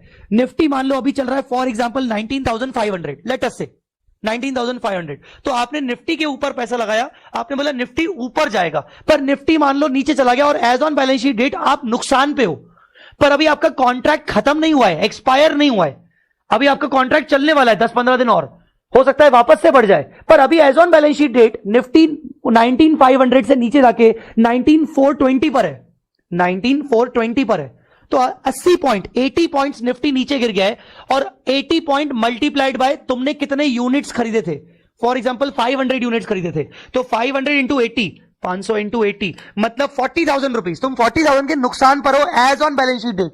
तो हमारा इंडेस कहता है कि एक लायबिलिटी बुक करो कि अगर तुम आज ही इस कॉन्ट्रैक्ट को खत्म करते हो तो तुम्हें 40,000 रुपए देने पड़ेंगे, तुम्हें 40,000 रुपए का नुकसान है, तो उसको कहते हैं डेरिवेटिव कॉन्ट्रैक्ट्स, जहां पर आप फ्यूचर्स के अंदर आप लायबिलिटी में हो, तो वो भी आपका बेसिकली इसमें कवर हो सकता है। It holds liability for primarily for the purpose of trading. So trading purpose, क्योंकि आप बेसिकली इन्वेस्टमेंट्स की ट्रेडिंग कर रहे हो, फ्यूचर्स ऑप्शंस में आप ट्रेड कर रहे हो, आप फ्यूचर्स ऑप्शंस खरीदते रहते हो, तो वो आपकी अगर अनफेवरेबल पोजीशन हुई तो आप यहां पर उसको लायबिलिटी की तरह ट्रीट करोगे, ठीक है। So basically derivatives F&O positions। Third मैं ही बोल देता हूं क्योंकि सिंपल है, liabilities due to be settle within 12 months of the reporting period. Within 12 months अगर आपका सेटल हो रहा है लायबिलिटी, भले वो ऊपर में क्रेडिटर आया, नीचे भी क्रेडिटर आ सकता है, लोन्स आ सकते हैं, बोरिंग्स आ सकती है, शॉर्ट टर्म बोरिंग्स आ सकते हैं, ये बहुत ही सिंपल पॉइंट है इसका, शॉर्ट टर्म बोरिंग्स वगैरह बोल दो तो ये सब आपके करंट में आ जाएंगे। लास्ट पॉइंट अगेन बहुत इंटरेस्टिंग है, लास्ट पॉइंट इंटरेस्टिंग है, मुझे इस पर डिस्कशन चाहिए। एनीबॉडी? क्या बेटा? No no, Sanjana Vora,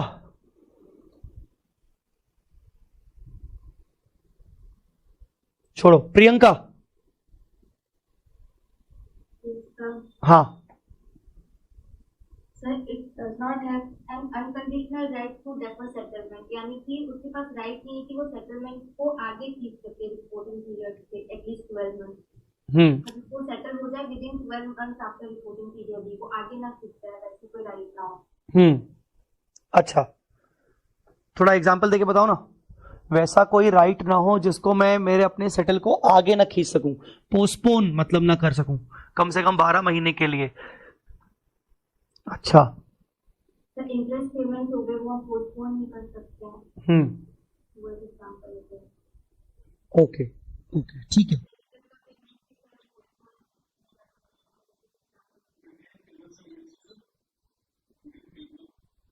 very good, dividend table, ठीक है।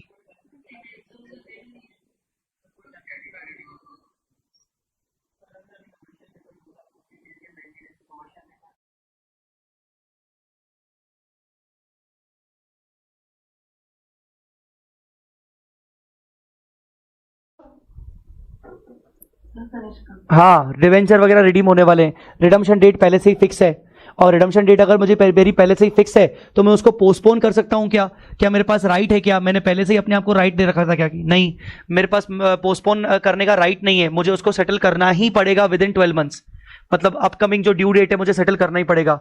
लोन जैसे नॉर्मली आपका हो गया, 10 साल के लिए आपने लोन लिया था, फर्स्ट ईयर के एंड में आप चाहो तो सेटल कर सकते हो, पर आपके पास 10 साल का टाइम है, तो फर्स्ट ईयर के एंड में आपके पास स्टिल 9 साल का टाइम है, तो आप उसको पोस्टपोन कर सकते हो, तो आप उसको लॉन्ग टर्म कैटेगरी मानते हो, आप उसको नॉन करंट मानते हो। पर यहीं पर आप 9th ईयर या 10th ईयर के मिड में कहीं पर हो, या अब आप बैलेंस शीट बना रहे हो और 10th ईयर चल रहा है और आपको विद इन 3-4 मंथ्स में लोन सेटल करना बाकी करना ही पड़ेगा। सो आपके पास और कोई चॉइस नहीं है, बैंक ने आपको कोई एडिशनल पीरियड एक्सटेंड करके नहीं दिया, तो basically you have to settle it in within 12 months. तो ऐसे केस में वो आपकी लायबिलिटी क्या हो गई? करंट लायबिलिटी हो गई। So you don't have the choice to defer the settlement. Defer मतलब पोस्टपोन करना, आप उसको पोस्टपोन नहीं कर सकते, आगे नहीं बढ़ा सकते।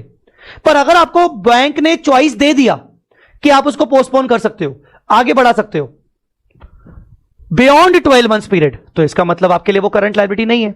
So it doesn't have unconditional right. Unconditional right मतलब बिना किसी कंडीशन के आपके पास अधिकार है क्या कि आप उसका पोस्टपोन कर सकते हो, आप उसका डेफर कर सकते हो settlement for at least 12 months period. अगर ऐसा है तो वो फिर नॉन करंट होगी, अगर ऐसा नहीं है तो फिर वो करंट लायबिलिटी होगी, जैसे लोन फ्रॉम बैंक।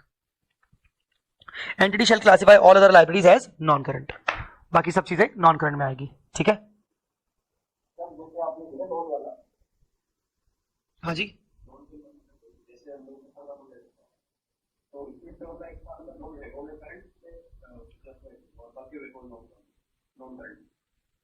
फिर से बोलो ना यार, आवाज क्लियर नहीं आ रही मेरे को।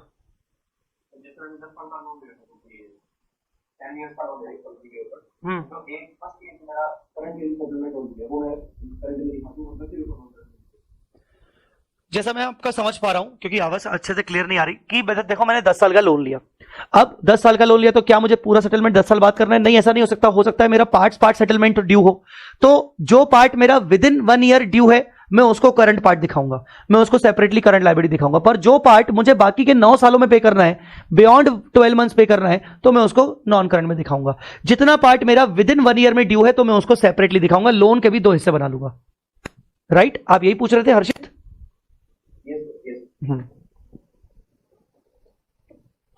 Alright. A receivable shall be classified as trade receivable if it is in respect of the amount due on the account of goods sold or services rendered in the normal course of business। तो trade receivable में सिर्फ वही आएंगे जो को आपने अपने normal course of business में गुड्स बेचे हैं। मुझे बताओ, मैं अपने नॉर्मल कोर्स ऑफ बिजनेस में बुक्स सेल करता हूं, ठीक है ना, और मैं बुक्स अलग अलग शॉपकीपर्स को, वेबसाइट्स वालों को सेल करता हूं ताकि वो आगे चल के मेरे बुक्स वगैरह सेल करेंगे, ठीक है ना। पर अभी ना अचानक से मैंने अपना मोबाइल सेल कर दिया, मैंने मोबाइल सेल कर दिया हर्षित को, और हर्षित ने बोला कि मैं आपको पैसे दूंगा सर बाद में, तो मुझे बताओ हर्षित मेरा ट्रेड रिसीवेबल हुआ क्या? करेक्ट, तो हर्षित मेरा ट्रेड रिसीवेबल नहीं है। हर्षित को मैंने अपना मोबाइल बेचा है, मोबाइल बेचना मेरा काम नहीं है, मोबाइल बेचना मेरा ordinary course of business, normal course of business नहीं है, मोबाइल बेचना मेरे लिए गुड्स एंड सर्विसेज नहीं है, तो इसीलिए मैं हर्षित को ट्रेड रिसीवेबल कैटेगरी में नहीं दिखा सकता, ठीक है ना। अदर्स में दिखा सकता हूं, अदर करंट एसेट्स में दिखा सकता हूं। पेबल का भी सेम ऐसा ही है, ट्रेड पेबल में आप वही करोगे जो आप नॉर्मल कोर्स ऑफ बिजनेस में गुड्स खरीदते हो। Company shall disclose the following in the notes. आपको अब हर चीज के लिए क्या क्या डिस्क्लोज करना पड़ेगा। अगर आप प्रॉपर्टी प्लांट एंड इक्विपमेंट का लाइन आइटम दे रहे हो तो उसका सब लाइन में आपको नोट्स के अंदर आपको ये सारी चीजों का अलग अलग दिखाना पड़ेगा। लैंड आपको अलग बतानी पड़ेगी, बिल्डिंग अलग, plant, furniture, vehicle, office, bearer plant के बारे में आपको अलग से दिखाना पड़ेगा। एग्जांपल दे देता हूं मैं आपको फिलहाल, बियरर प्लांट में आपने कभी एएस में भी पढ़ा होगा, ट्रीज होते हैं ना, मैंगो ट्रीज वगैरह, मैंगो ट्रीज, बियरर प्लांट वगैरह कैटेगरी में आते हैं, ठीक है। तो अदर्स ऐसे करके आपको प्रॉपर्टी प्लांट एंड इक्विपमेंट दिखाना पड़ेगा। Let's check the Sun TV का property plant and equipment number 3। Number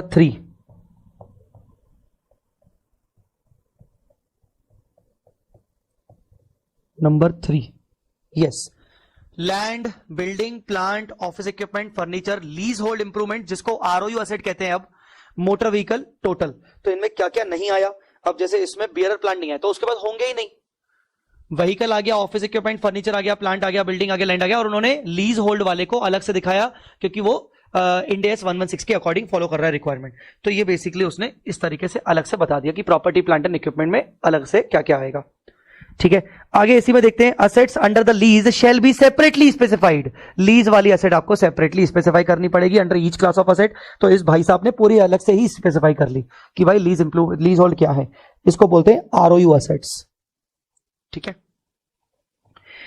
a reconciliation of gross and net carrying amount of each class of asset at the beginning and at the end of reporting period showing addition, disposal, acquisition through business combination मतलब amalgamation के through acquisitions, change due to revaluation, ठीक है, अभी मैं bracket वाला नहीं पढ़ रहा हूं जानबूझ के, and other adjustments and related depreciation and impairment losses shall be disclosed। ये देख लो पहले सन टीवी का देखो, वो बोल रहा है ग्रॉस दिखाओ, फिर एडिशंस अलग से दिखाओ, डिस्पोजल्स अलग से दिखाओ, डेप्रिसिएशंस दिखाओ पिछले साल के, फिर करंट ईयर के चेंजेस दिखाओ, इन द ईयर क्या थे, डिस्पोजल क्या थे, और इस तरीके से आपको पूरा बताना पड़ेगा। जो वो बोल रहा था, आपको पूरा रिकंसिलेशन देना पड़ेगा कि क्या क्या एडिशंस हुए हैं, डिस्पोजल्स हुए हैं, बिजनेस कॉम्बिनेशन के थ्रू कुछ एक्विजिशंस हुए हैं, बिजनेस कॉम्बिनेशन मतलब अमेलगमेशन के थ्रू अगर एक्विजिशंस हुए हैं, रीवैल्यूएशन के कारण कुछ चेंजेस हुए हैं, डेप्रीसिएशन आइटम्स कौन से हैं, इंपेयरमेंट अगर आपने कुछ किया है, ये सारे चीजों का रिकंसिलेशन। तो इस तरीके से आपके लिस्टेड कंपनीज की ये पीपीई की बनती है।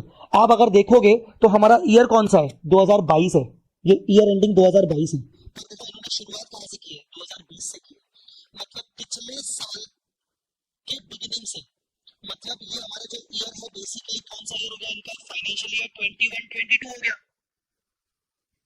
पर ये शुरुआत कहां से कर रहे हैं, 1 अप्रैल 2020, मतलब 2021 मतलब लास्ट ईयर के बिगिनिंग, क्योंकि भैया आपको कंपैरेटिव भी देना पड़ेगा ना, बेसिकली ये कंपैरेटिव्स की साथ में दे रहा है, तो कंपैरेटिव और कंपैरेटिव के नोट्स भी साथ में देने पड़ेंगे आपको, हमने थोड़ी देर पहले पढ़े थे अभी। तो इसने कंपैरेटिव बता दिया कि भाई 2020 के स्टार्टिंग में ग्रॉस एसेट कितनी थी, स्टार्टिंग उस टाइम पर कितने एडिशन हुए थे, मतलब 2021 में एडिशन डिस्पोजल कितने हुए थे, फिर फाइनल आपका ग्रॉस ब्लॉक 21 में कितना आ गया, फिर करंट ईयर में आपके एडिशन और डिस्पोजल कितने हुए, तो फाइनली आपका ग्रॉस ब्लॉक 22 में कितना आ गया, फिर आपने कितने कितने डेप्रिसिएशन लगाए थे पिछले साल में, पिछले साल के डेप्रिसिएशंस, ठीक है, और कुछ डेप्रिसिएशन आपने डिस्पोजल वाली एसेट्स पे लगाए होंगे, फिर आपने करंट ईयर में कितने डेप्रिसिएशन लगाए और आपका नेट ब्लॉक आ गया। यहां पर क्या क्या नहीं है, यहां पर रीवैल्यूएशन नहीं है क्योंकि कंपनी ने रीवैल्यूएशन नहीं किया होगा, यहां पर एक्विजिशन थ्रू बिजनेस कॉम्बिनेशन नहीं है क्योंकि इन्होंने बिजनेस कॉम्बिनेशन नहीं किया होगा करंट ईयर में, तो वो क्यों लिखा है, तो वो उसकी जगह उन्होंने ऐसे छोड़ी नहीं है कि भाई वो लिख के हम छोड़ दें, उसको उन्होंने दिखाने की जरूरत नहीं समझी। बोलो बेटा समझ में आया कि नहीं। आगे, if change is 10% or more in aggregate of the net carrying value of each class of property plant and equipment and property plant and equipment, अगर आप रिवैल्यूएशन कर रहे हो और वो रिवैल्यूएशन आपको शो करना पड़ेगा सेपरेटली, अगर वो चेंज आपका change property plant and equipment में 10% से ज्यादा है तो 10%, चेंज इज 10% और more in the aggregate net carrying value of the each class of PP. हर एक क्लास ऑफ पीपी का जो भी आपने रिवैल्यूएशन किया है, चेंजेस किए, अगर वो 10% से ज्यादा है तो आपको वो सेपरेटली शो करना पड़ेगा। बेटा ये क्लियर हुआ।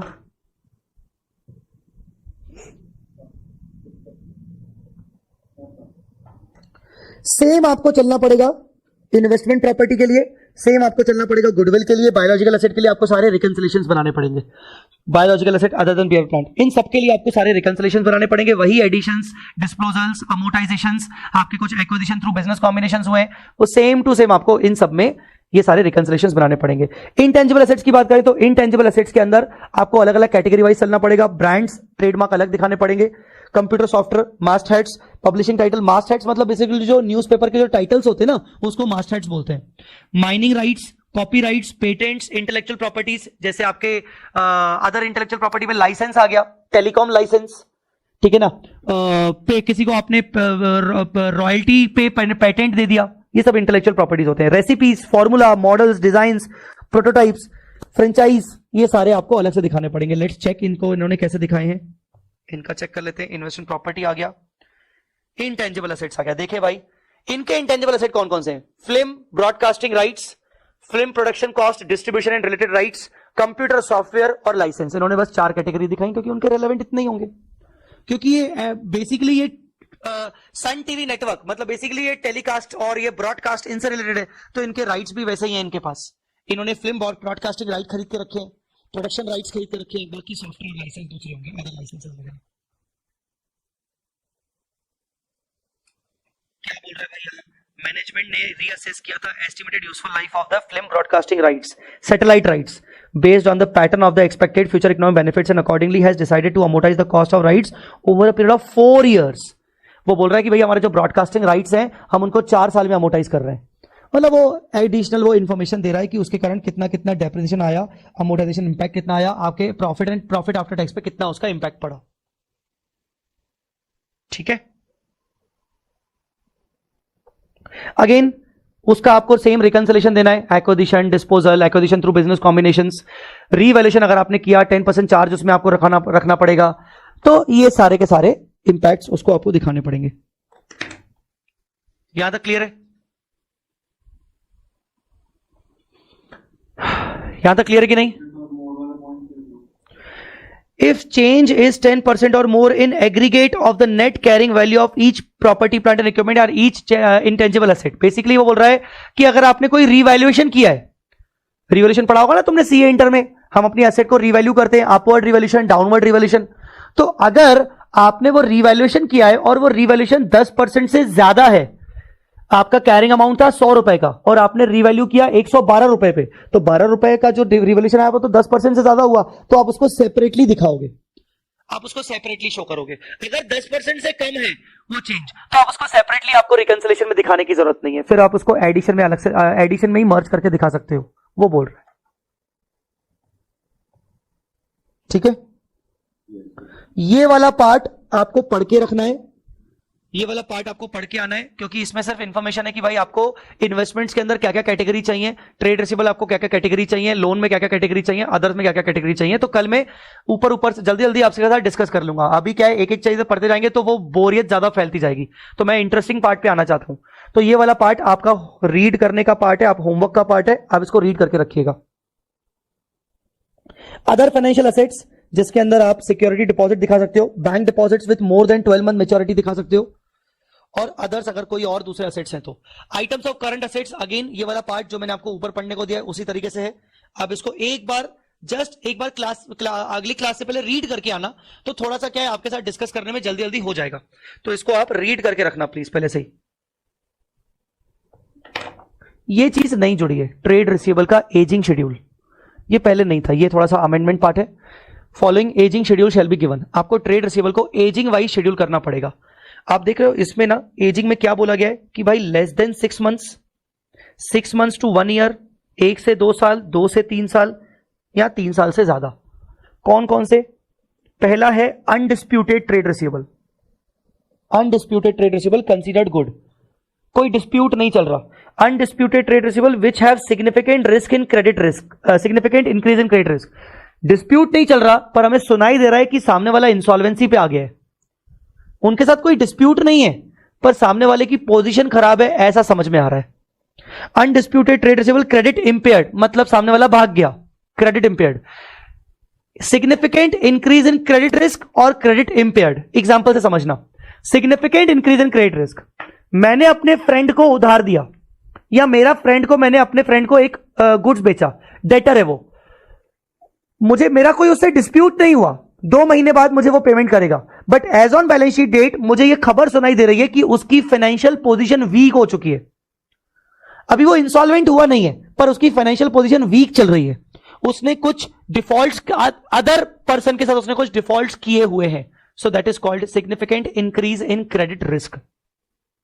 दूसरा एग्जांपल है इसी का, मान लो मैंने उसको 2 महीने का टाइम दिया था, उसने मुझे 2 महीने पे पेमेंट नहीं किया, 2 महीने खत्म हो गए, ड्यू 2 महीने से ऊपर चला गया, तो अब मैं बोलूंगा यार रिस्क बढ़ गई भाई, पैसे वो क्यों नहीं दे रहा है, 2 महीने से ऊपर हो गया, that is called significant increase in credit risk. Credit impaired, credit impaired मतलब वो इंसॉल्वेंट हो गया या वो पैसे खा के भाग गया, now he is not picking up my call, he is not contacting me, वो मेरे कॉन्टैक्ट के बाहर निकल गया, या वो इंसॉल्वेंट घोषित हो गया, that is called credit impaired. तीनों केसेस में आपका अनडिस्प्यूटेड आ रहा है। वापस से, disputed trade receivable considered goods, हो सकता है कुछ ट्रेड रिसीवेबल के साथ डिस्प्यूट चल रहा है पर ऐसा नहीं है कि वो पैसा मिलेगा नहीं, कंसीडर्ड गुड है, बेसिकली कुछ कम ज्यादा हो सकता है पर डिस्प्यूटेड वाले हैं। वही significant increase in credit risk और क्रेडिट इंपेयर्ड, इस कैटेगरी में आपको अपने ट्रेड रिसीवेबल्स को एजिंग करके दिखानी पड़ेगी कि भाई विद इन 6 मंथ्स में अंदर कितना है और मोर देन 3 इयर्स तक आपके कितने कितने ट्रेड रिसीवेबल्स ड्यू हैं। Similar information shall be given with no due date of payment is specified in that case. The disclosure shall be from the date of transaction. तो अगर आपके कुछ no due date आपके हैं जिसमें आपके अभी पेमेंट्स अभी नहीं मिले तो आपको वो सेपरेटली इन्फॉर्मेशन देना पड़ेगा। Unbilled dues shall be disclose separately, अभी तक आपने उनको बिलिंग नहीं की है तो वो आपको अलग से दिखाने पड़ेंगे। बेटा यहां तक क्लियर है? Yes sir. मेरे को ना यहां पर बस एक ही बहुत बड़ा डाउट आता है बच्चों को लेकर कि यार बस इस मोमेंट पर ये तकलीफ ना हो बच्चों को कि भाई बहुत थ्योरी है, बहुत थ्योरी है सर, ये कब खत्म होगा? क्योंकि है कुछ बातें ऐसी हैं जो बाद में जब मैं आपको मेन कॉन्सेप्ट्स पढ़ाऊंगा तो उस टाइम पे मैं आपको शेड्यूल 3 की बातें याद दिलाऊंगा, तो उस टाइम पे तुम्हारे थोपड़े ऐसे नहीं होने चाहिए कि क्या सर हम तो भूल गए उस टाइम पे आपने क्या बोला था। So here this is a situation where you have to understand कि बस wait and watch, just for some days wait and watch, ताकि हमारी पहले वो बोलते ना कि प्रोडक्शन, मेन प्रोडक्शन शुरू करने से पहले टेस्ट रन होता है, तो अभी टेस्ट रन चल रहा है, मेन प्रोडक्शन शुरू नहीं हुआ है. So have some faith and wait and watch. थोड़ा आराम आराम से हो जाएगा. आई कैन अंडरस्टैंड कि थोड़ा थ्योरेटिकल ज्यादा जा रहा है, but I have to read each and everything because MCQs को भी हमें कंसीडर करके चलना है. तुम्हें पता है ना, एमसीक्यूज को ध्यान रखना पड़ेगा. Heavy test run, yes sir. We can, मैंने आपका डाउट देखा ही नहीं बेटा Priyanka. We can say that revenue from operation are trade receivables. हाँ Priyanka, revenue from operation are trade receivables. Yes, कोई कुछ पूछ रहा था.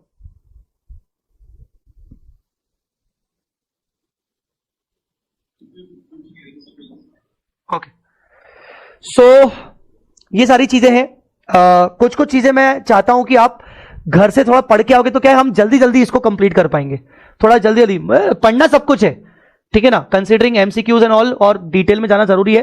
पर मैं चाहता हूं कि आप घर से पढ़ के आओ थोड़ा सा, तो यार बेटर रहेगा. क्या मेरे की ये बात मान सकते हो कि नहीं? घर से पढ़ के आ सकते हो कि नहीं?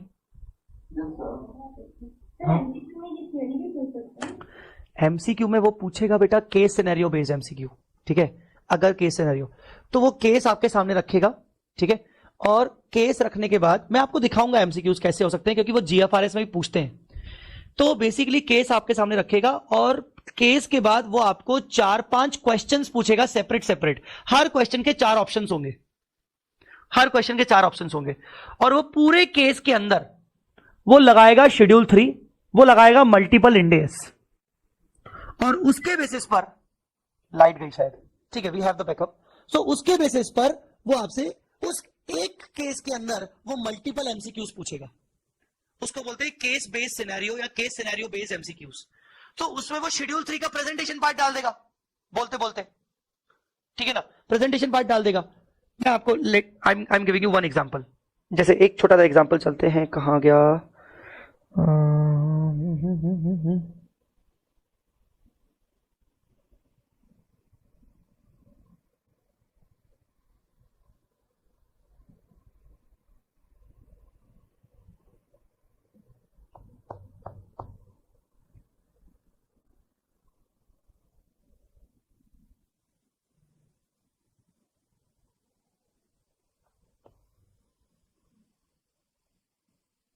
हाँ. अब जैसे ये आप इसको केस मानो एक तरीके से, ये केस है बेसिकली कि भाई जो दीपक है उसने कंपनी शुरू की सॉफ्ट भारती करके, ठीक है ना. बेसिकली एक नई कंपनी शुरू की, उसने एक दूसरी कंपनी को टेक ओवर किया, उसने 55% खरीदा उस दूसरी कंपनी का, और उसकी एक ये सामने आपके सामने उसका पीएनएल दिख रहा है, और पीएनएल के अलावा उसका बैलेंस शीट दिख रहा है. तो वो ऐसे देगा, फिर वो बताएगा कि भाई उसके पास ना एक there is only one property plant and equipment in the company whose closing balance इतना इतना करके है, जितना ये closing balance as per books है और एज पर इनकम टैक्स है. मतलब वो आपसे चाह रहा है कि भाई डेफर टैक्स निकालो. बेसिकली वो डेफर टैक्स निकालने पे बात करना चाह रहा है. उसके कुछ प्री इनकॉर्पोरेशन एक्सपेंसेस है जिसको उसने स्ट्रेट लाइन बेसिस पर 5 इयर्स में इनकम टैक्स के अकॉर्डिंग राइट ऑफ कर दिया, पर उसने अपने बुक्स ऑफ अकाउंट्स में एक ही बार में एक्सपेंस ऑफ कर दिया, तो वहां पर वो भी आपको अगेन डेफर टैक्सेस की बातें कर रहा है. उसके कुछ गवर्नमेंट स्टैट्यूटरी ड्यूज है amounting to 15,000 which are grouped under other current. तो आपको ये डिसाइड करना है कि उसने सही आइटम में ग्रुप किया कि नहीं, अदर करंट लाइबिलिटी में उसने सही ग्रुप किया कि नहीं. There are government statutory dues amounting to 15,000 which are grouped under other current liability. तो अब मैं आपको ये क्यों पढ़ा रहा हूं, क्योंकि जब तक तुम्हें समझ में नहीं आएगा कि भाई बोरोइंग के अंदर क्या आता है, प्रोविजन के अंदर क्या आता है, अदर करंट लायबिलिटी के अंदर क्या आता है, उसके स्पेसिफिकेशन जब तक अपन नहीं पढ़ेंगे तब तक ये केसेस कैसे समझ में आएंगे अपने को. क्योंकि अपने को तो उसका प्रेजेंटेशन करना है प्रॉपरली, कि उसने अगर कोई गलत प्रेजेंटेशन किया हो तो ये केसेस के अंदर, एमसीक्यू टाइप के केसेस के अंदर आपको इन चीजों का रेफरेंस लगेगा. समझ गए?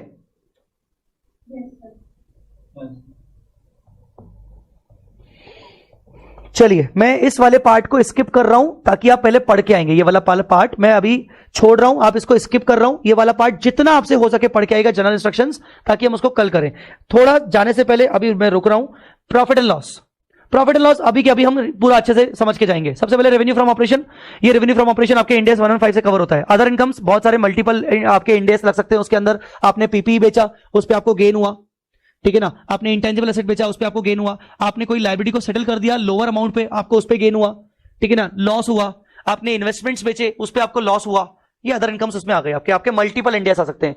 एक्सपेंसेस में बेटा याद रखना 1 2 3 4 5 6 7 कैटेगरीज है एक्सपेंसेस में 7 कैटेगरीज हैं। अभी के अभी आपको ये याद रखना है। पढ़ो सबसे पहले इन सब 7 कैटेगरीज को सबसे पहले मेरे सामने।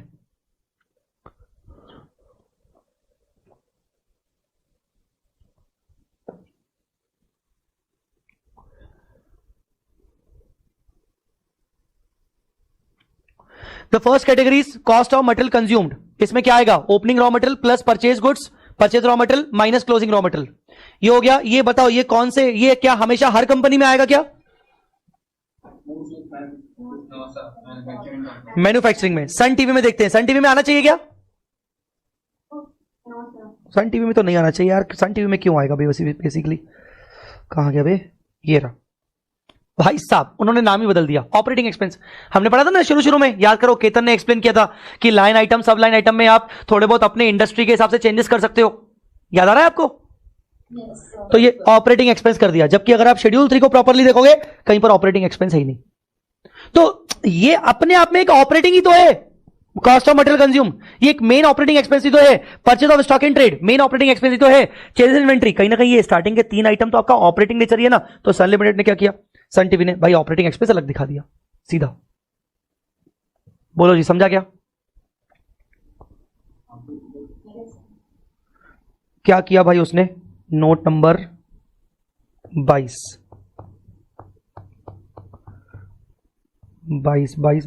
कहां है? ये ऑपरेटिंग एक्सपेंस। क्या क्या ऑपरेटिंग एक्सपेंस भाई? सन टीवी के टेलीकास्ट करने के खर्चे, उसके बाद प्रोग्राम प्रोडक्शन एक्सपेंसेस, पे चैनल सर्विस चार्जेस। कुछ चीजें तो मुझे भी नहीं समझ में आ रही है, कुछ चीजें समझ में लगी देख के, कुछ नहीं आ रही है। लाइसेंस, फ्रेंचाइजी, कुछ फ्रेंचाइज फीस, उन्होंने कुछ फ्रेंचाइज लिया होगा कहीं से। Others operating expense exclude amortisation of film production cost, distribution and related rights. वो बोल रहा है कि भाई हमने जो भी अमोर्टाइजेशन किया इन सबका वो हमने अलग से अमोर्टाइजेशन में लिखा है, इसके अंदर नहीं है। तो इन्होंने अपने ऑपरेटिंग एक्सपेंस दिखा दिए। तो कुल मिला के आपको नॉर्मली 7 आइटम्स रखने। First is cost of material consume, जिसमें रॉ मटेरियल का पार्ट आ गया, opening plus purchase minus closing. Second आपका पार्ट आ गया purchase of stock in trade. Stock in trade मतलब आपके फिनिश गुड्स आ गया, डायरेक्ट स्टॉक इन ट्रेड खरीद रहे हो। चेंजेस इन इन्वेंट्री, इन्वेंट्री के चेंजेस मतलब ओपनिंग क्लोजिंग स्टॉक के चेंजेस रॉ मटेरियल को छोड़कर, क्योंकि रॉ मटेरियल का ओपनिंग क्लोजिंग ऊपर आ गया तो यहां पर चेंजेस इन इन्वेंट्री सिर्फ फिनिश गुड्स का आएगा, या स्टॉक इन ट्रेड जो आपने डायरेक्टली मार्केट से परचेज किया, या फिर वर्क इन प्रोग्रेस WIP का आएगा।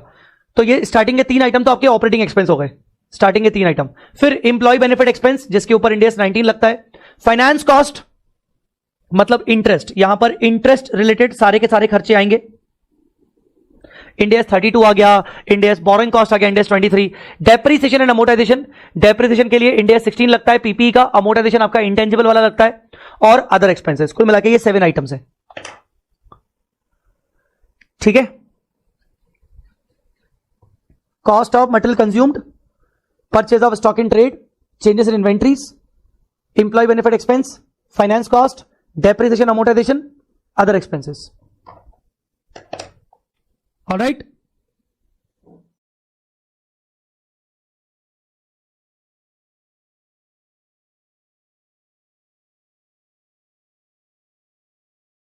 बता सकता है एक्सेप्शनल आइटम का मतलब क्या होता है?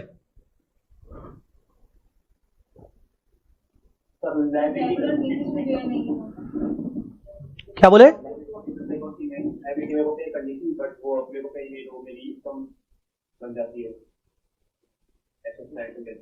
नहीं, फॉर एग्जांपल नहीं, तो कोई बोनस वेट अतुल बोलो पहले। अतुल आप बोल दो, चलो बाकी सब रुको। हाँ सर, ड्यूरिंग द ईयर मैंने कोई ऐसी ट्रांजैक्शन की जिसकी वजह से मेरा सपोज प्लांट एंड मशीनरी, या मैंने कोई कैपिटल नेचर की कोई ऐसी ट्रांजैक्शन की जिसकी वजह से मेरा P&L पे स्पेसिफिक इम्पैक्ट पड़ेगा, सिग्निफिकेंट इम्पैक्ट पड़ेगा, तो उसको मैं डायरेक्टली रेवेन्यू फ्रॉम या अदर इनकम में ना डाल के मैं उसको एक्सेप्शन, मतलब ऑर्डिनरी कोर्स ऑफ ट्रांजैक्शन नहीं है वो मेरी, वो एक मतलब नॉन ऑर्डिनरी ट्रांजैक्शन है जिसका एक मेजर इम्पैक्ट पड़ रहा है P&L पे। अतुल, कल की क्लास में मैंने बोला था कि extraordinary item category Ind AS के अंदर नहीं है। आपने एक वर्ड यूज किया अभी जो मेरी ऑर्डिनरी नहीं है। पहली बात तो इंड AS के अंदर ऑर्डिनरी एक्स्ट्रा ऑर्डिनरी डिफाइंड नहीं है, सारी चीजें बिजनेस की हैं, बात खत्म। अर्थक्वेक भी आ गया तो भी वो ऑर्डिनरी है। अर्थक्वेक से होने वाला नुकसान भी आपका अब एक्स्ट्राऑर्डिनरी ट्रीट नहीं कर सकते। चलो बाकी लोग कुछ कह रहे थे, बाकी लोगों को मैं देना चाहूंगा, बोलना चाहूंगा। कुछ कह रहे थे बाकी, कुछ बच्चियां बोल रही थी, बोलो बेटा। ऋतिक, हाँ क्या? सेटलमेंट कॉस्ट, किस चीज का settlement cost? Very good very good very good, legal dispute हुआ उसका, litigation settlement, litigation settlement, very good, चलो बढ़िया। और कुछ?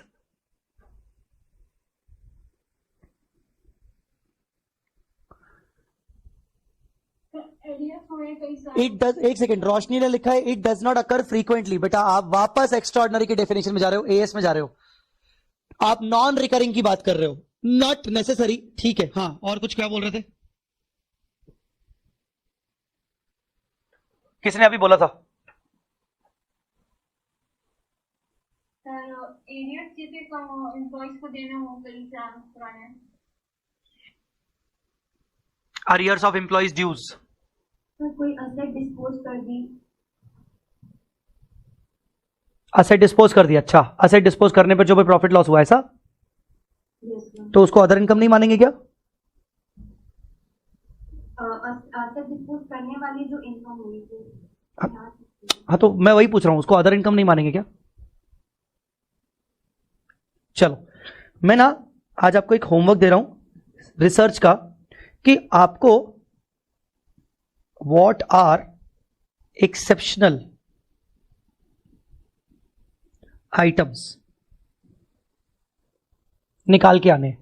आपको गूगल में भी मिल जाएगा आराम से, कुछ उसके अंदर पॉइंट्स हैं, कुछ स्पेसिफिक पॉइंट्स हैं, हालांकि सिर्फ वही पॉइंट्स कवर नहीं होते, पर जब डिफाइन किया गया है तो यही बताया गया कि यार ये वाले पॉइंट्स को तो आप मान सकते हो एक्सेप्शनल आइटम्स। मैं थोड़ा सा आपको एक आइडिया दे देता हूं। देखो सर, सबसे पॉइंट नंबर 1, अतुल ने कहा सर जो ऑर्डिनरी नहीं है, पहली बात ध्यान रखना, अब ऑर्डिनरी एक्स्ट्राऑर्डिनरी ऐसा नहीं करेंगे। रोशनी ने कहा sir it does not occur frequently, नहीं बेटा, चाहे वो नॉन रिकरिंग हो, हमें एक्स्ट्राऑर्डिनरी कैटेगरी में नहीं जाना है।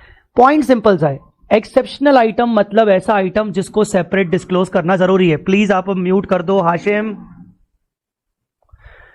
एक्सेप्शनल आइटम मतलब ऐसा आइटम जिसको मुझे सेपरेट डिस्क्लोज करना जरूरी है। बट पॉइंट ये है कि साला उसका सेपरेट हेड नहीं है मेरे सामने। एक्सेप्शनल आइटम मतलब मुझे उसको सेपरेटली डिस्क्लोज करना जरूरी है to explain the performance of the entity. Entity के परफॉर्मेंस को एक्सप्लेन करने के लिए उसका सेपरेट डिस्क्लोजर जरूरी है। इन्वेस्टर के डिसीजन मेकिंग के लिए उसका सेपरेट डिस्क्लोजर जरूरी है। और वो एक ऐसा आइटम है जिसको मैं रेवेन्यू फ्रॉम ऑपरेशन में नहीं दिखा सकता, क्योंकि वो मेरा मेन रेवेन्यू नहीं है।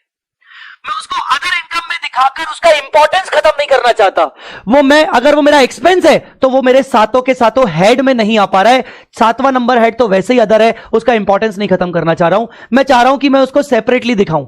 उसके कुछ एग्जांपल्स है, अगर आप गूगल करोगे तो आपको मिलेंगे, जिनमें से एक एग्जांपल हर्षित या ऋतिक ने सही दिया था, लिटिगेशन सेटलमेंट, और भी कुछ है। तो एक्सेप्शनल आइटम मतलब need to be disclose separately, but the problem is we don't have the separate head, and this is the reason we created a general head, exceptional item, and we want our investors, our users to know about that particular item so that they can take the decisions properly. Now I am just asking you the homework for कि what are those items जो कि specifically mentioned है, जिनको आपको categorize exceptional में या फिर separately show करना ही पड़ेगा, कुछ भी हो जाए, वो defined है कुछ items, वो आपको ढूंढ के लाना है। समझ गए मेरी बात? अरे हाँ या ना तो बोलो यार, तुम लोग मतलब ऐसे यार अपने मास्टर को मतलब हाँ या ना भी करने नहीं पड़ते हो यार, मतलब ठीक है सर। एक्सेप्शनल आइटम आपको निकाल के आने, वो 4-5 आइटम्स की कैटेगरी है। इसके अलावा करंट टैक्स एक्सपेंस, ये आपका प्रॉफिट बिफोर टैक्स आ गया, टैक्स एक्सपेंस में करंट एक्सपेंस और डेफर्ड टैक्स एक्सपेंस, ये दोनों आते हैं, करंट एक्सपेंस और डेफर्ड टैक्स। मैं इसमें 2 मिनट बोलना चाहूंगा, इसमें बात करना चाहूंगा। बेटा करंट टैक्स का मतलब जो तू एक्चुअल में इनकम टैक्स पे करता है, जो तेरी टैक्सेबल इनकम के ऊपर जो तू टैक्स पे करता है, उसको बेटा बोलते हैं करंट टैक्स। तो करंट टैक्स मतलब basically tax payable on taxable income, tax payable on taxable income as per IT act, जो तेरा टैक्स पे करना है, जो तू रिटर्न फाइल कर रहा है, तो वो तेरा आ गया करंट टैक्स। अब क्योंकि तेरी टैक्सेबल इनकम टैक्स एक्ट के हिसाब से निकाली गई है, और हमारी भैया हमारी तो प्रॉफिट बिफोर टैक्स थी, ये जो हमारी प्रॉफिट बिफोर टैक्स है ये अलग हो सकती है। तो profit before tax and taxable income के बीच में डिफरेंसेस आ सकते हैं, तो उन डिफरेंसेस के कारण तूने टैक्स ज्यादा पे किया होगा या तूने टैक्स कम पे किया होगा, तो उसका डिफर्ड टैक्स हम अलग से कैलकुलेट करते हैं। तो बेसिकली करंट टैक्स क्या है? जो तूने टैक्सेबल इनकम के ऊपर टैक्स पे किया, पर तेरी टैक्सेबल इनकम तेरे प्रॉफिट बिफोर टैक्स से अलग है, तो जितना भी डिफरेंस है उस डिफरेंस पर टैक्स का इंपैक्ट कितना बनता है, मैचिंग प्रिंसिपल के कारण हम यहां उसको डेफर टैक्स करके दिखा रहे हैं। मैं इसको इंडियस 12 में बहुत अच्छे से एक्सप्लेन करूंगा, डोंट वरी। जो भी ये सब आया वो सब कंटिन्यूइंग ऑपरेशन था, हमने इस पे कल बात कर ली थी कंटिन्यूइंग ऑपरेशन पे, तो मैं फिर से रिपीट नहीं करूंगा। मतलब जितने भी आइटम्स है वो सब कंटिन्यूइंग ऑपरेशन से आ रहे हैं। डिसकंटिन्यूइंग के आपको अलग से दिखाने हैं कि भाई प्रॉफिट लॉस आपका बिफोर टैक्स डिसकंटिन्यूड से कितना आया, टैक्स का इफेक्ट कितना आया और आफ्टर टैक्स कितना आया।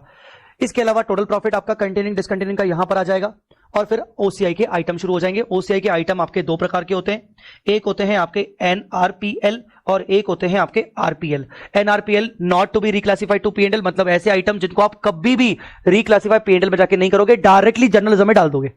और आरपीएल मतलब आगे चल के वो उसको रिवर्स करके आप उसको पीएनएल के अंदर दिखाओगे और वो पीएनएल में नेट प्रॉफिट के रूप में डायरेक्टली आपका रिटेन्ड अर्निंग में चला जाएगा।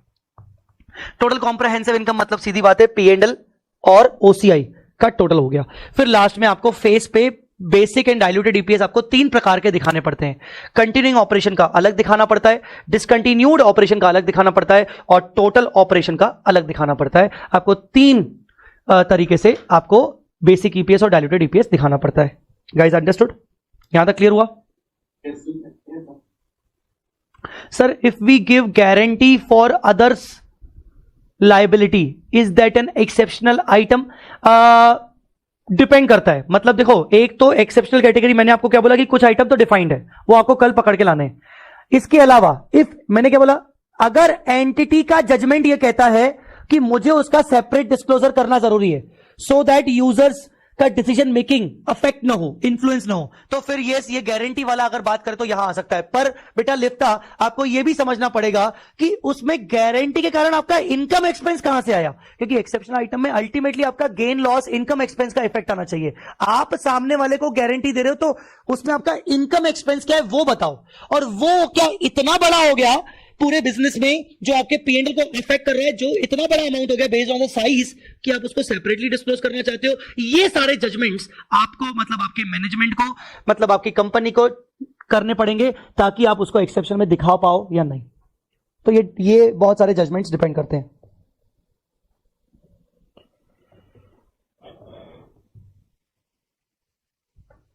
यहां तक समझ में आ गया सबको? Any doubt? Any doubt? Sir आपने बोला था एक्स्ट्राऑर्डिनरी आइटम का कोई हेड नहीं है, तो मतलब जो डिजास्टर से कुछ भी होगा तो अगर उसमें हमें एड मिलता है तो वो भी एक्सेप्शनल आइटम में डाल सकते हैं। एक्सेप्शनल आइटम में डालो, अगर आप उसको सेपरेटली दिखाना चाहते हो, और नहीं तो आप उसको अदर इनकम में दिखा दो। तो बट हम अगर डिसीजन लेते हैं तो मैं नहीं, मैंने बोला ना, judgement based on the judgement. एड आपको ऐसा मिला कि आपके पूरे प्रॉफिट एंड लॉस पर उसका कोई ज्यादा इंपैक्ट नहीं आ रहा है, it is only 1% of your profit. तो बोलोगे ठीक है ना, वो उसको अदर इनकम में दिखा के हम नोट्स को अकाउंट्स वैसे ही बना रहे हैं। But if you feel like कि नहीं यार, वो एक एक्सेप्शनल आइटम दिखाना चाहिए क्योंकि उससे डिसीजन मेकिंग पर इंपैक्ट पड़ेगा, या उससे यूजर के डिसीजन को इन्फ्लुएंस होंगे, क्योंकि एड अच्छा खासा मिला। मतलब अगर मटेरियलिटी वाइज जाएं तो it is more than 5%, 10%, now it is a material, तो आप उसको एक्सेप्शनल में दिखाओ। तो एक्सेप्शनल आइटम कहीं ना कहीं मैनेजमेंट के जजमेंट के ऊपर होता है, ठीक है? जो एक्स्ट्रा ऑर्डिनरी की डेफिनेशन हुआ करती थी वो मैनेजमेंट का जजमेंट नहीं था, वो डेफिनेशन था कि भाई तेरे को यह दिखाना पड़ेगा, तेरे को ऐसा ही ये डेफिनेशन में फॉल हो रहा है तो अब तेरे को दिखाना पड़ेगा, चाहे वो मटेरियल हो चाहे वो इमटेरियल हो। पर एक्सेप्शनल वैसा नहीं है, ठीक है? सर एक्सेप्शनल मतलब आप कहीं ना कहीं प्रॉफिट एंड रिजल्ट्स का एंड रिजल्ट होगा तभी हम लोग दिखाएंगे, ऐसा बोल रहे हैं क्या? मेरा कहना है कि जो तेरा प्रॉफिट आया है फाइनली, उस प्रॉफिट में उस पर्टिकुलर आइटम का कितना इंपैक्ट है, और वो ज्यादा है क्या?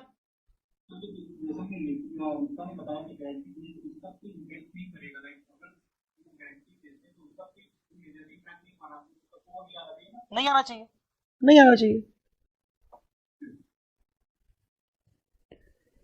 लास्ट पॉइंट जाने से पहले आपसे पूछूंगा एडिशनल इंफॉर्मेशन, ये पॉइंट आपको अभी के भी पढ़ना है और फिर मुझे बताना है। और हाँ एक चीज बता दूं, ये आप पढ़िए, बाकी सब लोग पढ़िए, एक जनरल चीज बता दूं। देखो मैंने कल भी मैसेजेस पढ़े कि सर हमें 9:30 तक के बाद निकलना पड़ता है, तैयार होना पड़ता है। आई कैन अंडरस्टैंड, थोड़ा बहुत आप 15-20 मिनट का ऐसे बफर अगर हो रहा है तो आप रात को क्लास आके 15-20 मिनट देख लिया करो, कभी कभार ऐसा हो तो। मतलब आप मेरी वजह से या क्लास की वजह से ऐसा मत किया करो कि अपना अपना डिले करो। जिनको लोगों को रश में निकलना होता है, मेट्रो वगैरह होता है या कुछ है, तो आप वो उतना पार्ट, छोटा सा पार्ट आप उसको बेसिकली रात को आके आराम से बैठ के अच्छे से कर लिया करो। क्योंकि अभी हमारी क्लास हो रही है 2 घंटे की, आगे चल के मैं इसको थोड़ा सा एक्सटेंड करूंगा, 2.25 घंटे, 2 घंटा 20 मिनट, 2 घंटा 25 मिनट। कभी मुझे क्वेश्चन सॉल्व करवा रहा हूं मैं, वो इस क्वेश्चन आधे में तो छोड़ नहीं सकता, तो मुझे इस चीज को मैनेज करना पड़ेगा और आपको भी करना पड़ेगा, ध्यान रखना। ये इंफॉर्मेशन मुझे जल्दी बताइए।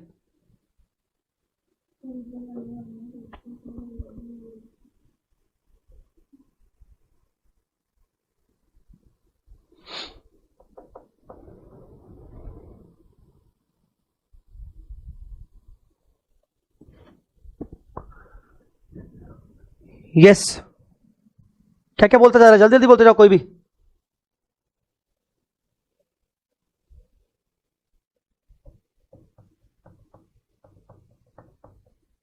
कोई है ही नहीं यार, ऐसे होता है मतलब।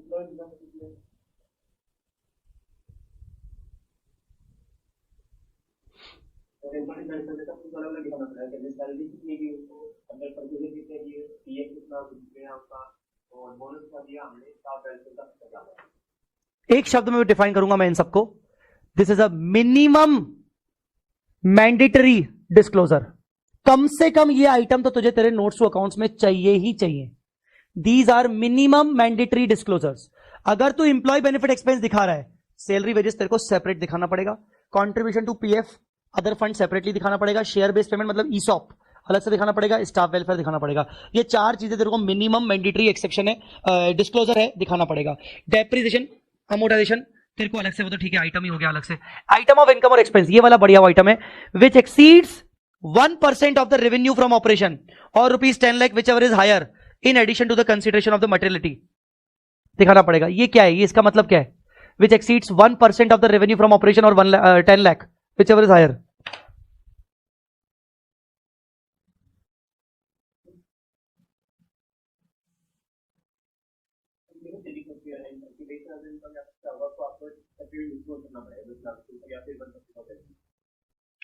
याद रखना इनकम और एक्सपेंस की बात कर रहा है, असेट लायबिलिटी की बात नहीं कर रहा है, असेट लायबिलिटी की बात नहीं कर रहा है। तो इनकम और एक्सपेंस का पहले एक थ्रेशोल्ड लिमिट डिफाइन हो गया, 1% ऑफ रेवेन्यू फ्रॉम ऑपरेशन। मतलब suppose your revenue from operation is 5,000 crore, बोलो इसका 1% कितना होगा? 50 करोड़, 50 करोड़ और 10 lakh whichever is higher, मतलब 50 करोड़। अब 50 करोड़ की कोई भी इनकम और एक्सपेंस होगी आइटम, कोई भी आइटम जिसका वैल्यू 50 करोड़ या ज्यादा है, 50 करोड़ या ज्यादा है, तो उसको सेपरेटली ही दिखाएगा, तो उसको अलग से दिखाएगा। Shall disclose by way of notes additional information regarding aggregate expenditure, तो उसको सेपरेटली दिखाएगा नोट्स में ही सही। मतलब तू उसको मिसलेनियस कैटेगरी में मर्ज करके एग्रीगेशन करके नहीं दिखा सकता। सुबह सुबह पढ़ा था, बैलेंस बना के चलना पड़ेगा तुझे between too much information and aggregation, तो वही वाली बात चल रही है। इंटरेस्ट इनकम हुई है, तेरे को अलग दिखानी पड़ेगी, इंटरेस्ट एक्सपेंस अलग दिखाना पड़ेगा। तेरे को जो भी डिविडेंड इनकम आई है, तू फेस पे मत दिखा, मैं तेरे को ये नहीं बोल रहा हूं तू फेस पे दिखा, तू नोट्स में दिखा, पर अलग से दिखा डिविडेंड के नाम पे। अदर मिसलेनियस इनकम मत डाल दे कि भाई मिसलेनियस इनकम, ऐसा नहीं, तेरे को सेपरेटली नोट्स अकाउंट्स में दिखाना पड़ेगा। गेन लॉस इन्वेस्टमेंट करने से कितना हुआ, सेल इन्वेस्टमेंट को सेल करने से, फॉरेन करेंसी ट्रांजैक्शन से कितने के तेरे को गेन लॉस हुए, पेमेंट टू ऑडिटर, अगर तू ऑडिटर पेमेंट दिखा रहा है तो तेरे को सेपरेट मिनिमम डिस्क्लोजर ऐसे ऐसे दिखाने पड़ेंगे कि एज अ ऑडिटर की स्थिति में तूने उसको कितने दिए, टैक्सेशन मैटर के लिए तूने उसको कितने दिए, कंपनी लॉ मैटर के लिए तूने उसको कितने दिए, तूने उसको other service consultancy management Ind AS compliance इसके लिए तूने उसको कितने दिए, और उसने अगर कोई खर्चे किए थे ट्रैवलिंग वगैरह उसका रीइंबर्समेंट कितना था, तेरे को ये सारे अलग अलग बाइफर्केशन देने पड़ेंगे। In case of companies covered under 135 CSR corporate social responsibility, पढ़ा था इंटर में लॉ के अंदर? Yes, sir. CSR के एक्सपेंडिचर पढ़े थे तुमने? CSR के एक्सपेंडिचर होते हैं, हाँ, Yes, sir. 2% स्पेंड करना पड़ता है आपको, उसकी कुछ कुछ होती है लिमिट वगैरह, और कंपनीज कौन कौन सी CSR में कवर होती हैं, इनको कमेटी बनानी पड़ती है वगैरह वगैरह, तुमने पढ़ा होगा। तो CSR के जो तुमने खर्चे किए हैं वो सेपरेटली डिस्क्लोज करो, ठीक है। Details of items of exceptional nature, exceptional nature वाले आइटम जो भी तुमने दिखाए उनको अलग से दिखाओ, और कौन सी पूरी डिटेल दिखाओ। अब इसके अलावा अनडिस्क्लोज इनकम, तुम्हारे इनकम टैक्स के अकॉर्डिंग अगर तुम्हारे कुछ सर्च वगैरह ऑपरेशंस में, सर्वे में अगर कोई अनडिस्क्लोज इनकम पकड़ाई गई है तो उसको सेपरेटली दिखाओ। CSR के ये सारी एक्टिविटीज को सेपरेटली दिखाओ, ठीक है। Crypto, details of cryptocurrency or virtual currency, where the company has traded or invested in cryptocurrency or virtual currency during the financial year. आपको कितना प्रॉफिट हुआ क्रिप्टो ऑपरेशन से, profit and loss transaction during involving cryptocurrency, amount of currency held at the reporting date, कितना crypto आपके पास अभी भी है, deposits or advances from any person for the purpose of trading और investing in crypto, आपने किसी से डिपॉजिट क्रिप्टो में लेके रखा है क्या, आपने किसी को एडवांस क्रिप्टो में दिया है क्या, ये सारे आपको डिटेल्स क्रिप्टो करेंसी की भी देनी पड़ेगी। ये अमेंडमेंट्स वाले पॉइंट है बेटा, ये लास्ट 1 से 2 साल के में कुछ अमेंडमेंट हुए थे। Regulatory deferral account balances shell be presented in the statement, ये रेगुलेटरी डेफरल अकाउंट बैलेंस के ऊपर ना इंड AS 114 लगता है, जो कि आपके सिलेबस में नहीं है। 114 उसका नाम ही है रेगुलेटरी डेफरल अकाउंट्स। तो ये गवर्नमेंट एंटिटीज के रिस्पेक्ट में होता है, जो भी गवर्नमेंट पब्लिक सेक्टर अंडरटेकिंग्स है, PSUs है, उनको रेगुलेटरी डेफरल अकाउंट्स दिखाने पड़ते हैं, सरप्लस कितना है, डेफिसिट कितना है, वो सबके रिस्पेक्ट में है। ये गवर्नमेंट एंटिटीज के रिस्पेक्ट में है ये वाला पॉइंट।